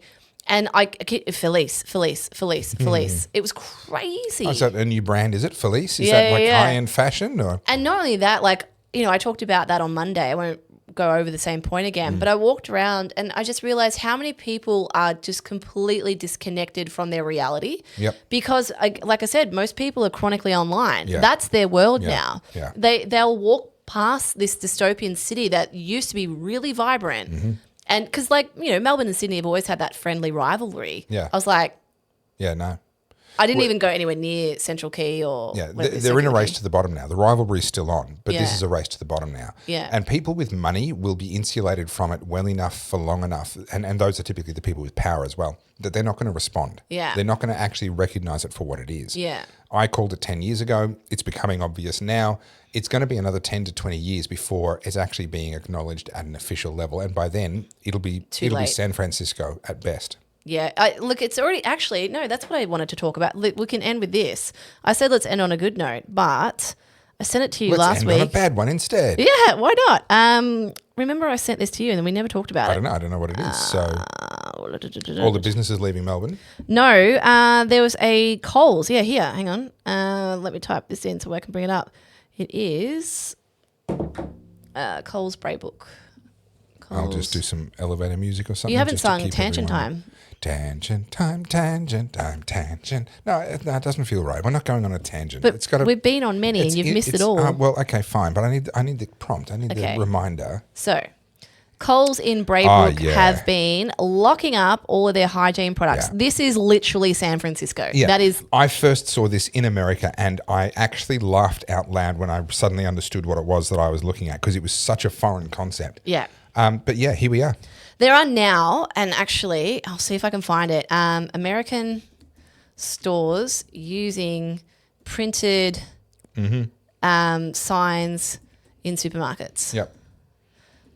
Yeah, and then you go and get it from behind the counter. Yeah, do you know what I'm talking about? Yeah, and it's a little bit like when they have the empty display box in Yeah. a JB Hi-Fi on a particularly high value item or something like that. Yeah, so But now they're doing it for everything. they're using these like I don't think this is a good example. It's like a canvas print Yep. of what should be on the store, Yep.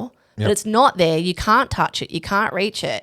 I'll try and find it for next week's episode. But yeah, so this is Melbourne. This is Yep. Braybrook. Yep. This is happening. Yep. No, we are in so much of a worse way than people realize. And, the accelerationist in me just says, okay, good. Let's not try and fix the problems. Let's just try and But accelerate again, the awareness of the problems. So here's the thing. This shopper, Emily Rose Dunlop, shared a post on social media showing a number of items in Coles grooming and dental department, including toothbrushes, shavers and hair dye inside a locked cabinet in Braybrook with a sign advising customers to press a button for service if they want to buy something. And her quote, instead of lowering prices to struggling families, billionaire profiteers Coles are installing expensive security measures to hygiene products. Like, they don't get it. Yeah, no. Look at that. I mean, let me touch on this briefly for anyone that hasn't heard our earlier podcasts on this. Our supermarkets, as a percentage of their revenue, are not big earners. Their margins are actually razor thin, and we do not want them making any less money than what they make because it just won't be worth it. And the minute there's a downturn, they'll close their doors. They are not gouging us. I'm sorry. I know that the media love to tell you they are. They're not. Those prices are just the effect of money losing its value. I don't imagine for a second that Coles wanted to do this. Think about, number one, not just the cost of installing the cabinets, the wasted pain. staff time. Yeah. The amount of wasted staff, press a button and a staff member has to stop doing whatever they were doing to come and walk over there so that you can reach in there and grab your $2.99 toothbrush. Yeah. That's not worth it for them. They don't want to do this. Now, obviously, people are split and divided on this, but this is why I said on Monday, and people like there's security tags on meat. On meat. Mhm. I said Australia deserves socialism, and this is it. Welcome, Yeah. hello. Yeah. You get your hand cut off with a machete, and you can't buy meat from Coles. You're welcome. This is the stuff that we used to mock South American countries and the Yep. USA for 20 years ago. I've said for decades now that reality, that your perception always lags 20 years behind the reality. Our reality is now what they were 20 years ago, but it's going to take 20 years for people to realize it. But the frustration is, like, again, I always say read the comments because, again, we're diagnosing that there's an issue, but their perception of that issue is completely warped. It's the billionaires. It's the rich people. Sure, but I mean, I get into lots of arguments online, and it's not uncommon for me to ratio posts like that I'll then comment on, and then people will actually pile in agreement with me. If I've learnt one thing about Australia, and I just illustrated this before with my witchery reel, is that they need a leader. They need someone to They go need first. someone else to go first. Someone else Yes. has to stick their neck out first. And and then you and I saw that during COVID. Yeah, very much so. Unfortunately. And I really, that's kind of the role, that's the function that we perform socially speaking. Yeah. Is that we're willing to cop the rotten tomatoes that come with being the first one. Which is why we grift so hard. Oh, grift away. Now, do we need to hang on? We haven't really actually done this very well, have we? We're terrible grifters. Oddcast merch coming very, very soon. When can they buy it? So hopefully we will have everything ready by the time we do our next online, which is on Monday. Yeah. Guys, I need you to buy these shirts, please. Carly is deep underwater financially. She has spent a small fortune. And time. It's the time. Yeah. It's funny because I said to G, I was like, you know how we were talking about there's going to be a precipice. I'm there when it comes to how I split up my week between doing your stuff, preparing for the Oddcast both Mondays and Wednesdays, and then just doing normal life stuff. Yeah. There's not a lot of free time for me to go and pursue my own clients for my business. Yeah, for your business. Yeah. And I'm like, yeah. look. So guys, we need this to do well. So if I haven't said it already, please share the show. Merch drop coming soon. We need you to buy the crap out of it. And hopefully we will have it all online and ready for you for our Monday night Oddcast live. And we're very grateful for the super chats as well. That's always really appreciated. But I'm in the comments chatting to you guys now. But I just want to see quickly, where are we at with followers? Because last week I said I wanted us to be at 2,000. Yeah. The Oddcast. Well, you're showing up as 2,000 when I tag you. Not quite. Really? Oh, have we just hit it? Hang on. We're doing this live on air. This morning it was like 1995. 2019. Wow, we've jumped up since We've this gone morning. up like 30 this morning. Well, I'm going to take credit for that because I posted a video of the Oddcast this morning, which has done quite well, onto my socials. Which one? Well, if you check on my Topher Field, what was that one about? I don't even remember. It was about green energy and how the green energy stuff is collapsing. Yeah, So it's got 7,000 views, which is what's showing there. It'll actually be more than that. which is nice because normally the Oddcast segments on your page don't get a lot. I hate to break it to you, but I didn't put your face on the thumbnail, and that might have helped. Yeah. No, your audience hates me. I'm terribly sorry about that, but you might have a point. Yeah, your audience really does not like me. Guys, I like Carly. Can't you like Carly because I like Carly? Oh, I'm Isn't an idiot. No. It's because I'm an idiot. Nonsense. But on this, I was using some of the segments to put on our channel because I know a lot of people are like, I don't have 3 hours to listen to the podcast. Yeah. So guys, let me know in the comments, do you want me to post the segments? I'm happy to do it. Is that helpful to you? Because they didn't do super, super well, but because I assume most people who are subscribed to us have already listened to the full podcast, so they don't need the segments. Yeah, probably. But the segments aren't for you guys, it's for the new people. Yeah, newbies. And if you want to send it to people, you can be like, don't watch the 3 hour one, just watch this 10 minute. This bit. Yeah, it's the shareables. So- Shareables. All right, we've got to wind this up because I need to get in the car. And I'm hungry. Yeah. And also, I mean, the actual real reason why we have to limit this to 3 hours is because I can't go that long without my phone. You get to play with your phone during the show. You get your fix. I'm deep. Where's yours? Downstairs charging. I'm deep into withdrawal symptoms at this point in time. It's because the iPhone has longer battery life than your stupid Android. Well, so I'm terribly sorry that it's tethered to my laptop and uploading and downloading things while I Oh, drive. yeah, here we go. Is that important, mate? I am. Thank you very much. I have to squeeze the most out of every single second of my day. Excellent. Speaking of which, bye. All right, well, fuck off then. Well, I will. No, not you, the audience. Oh, okay, yeah, right. All right, guys, we'll see you. Thanks. Follow us, follow him, follow me, and we'll see you All of the above. Monday, 7:30 Bye. for our live. Cool. All right. We good? You can turn it off. No. I do everything else. I don't feel like it. You can just record for the next 2 hours.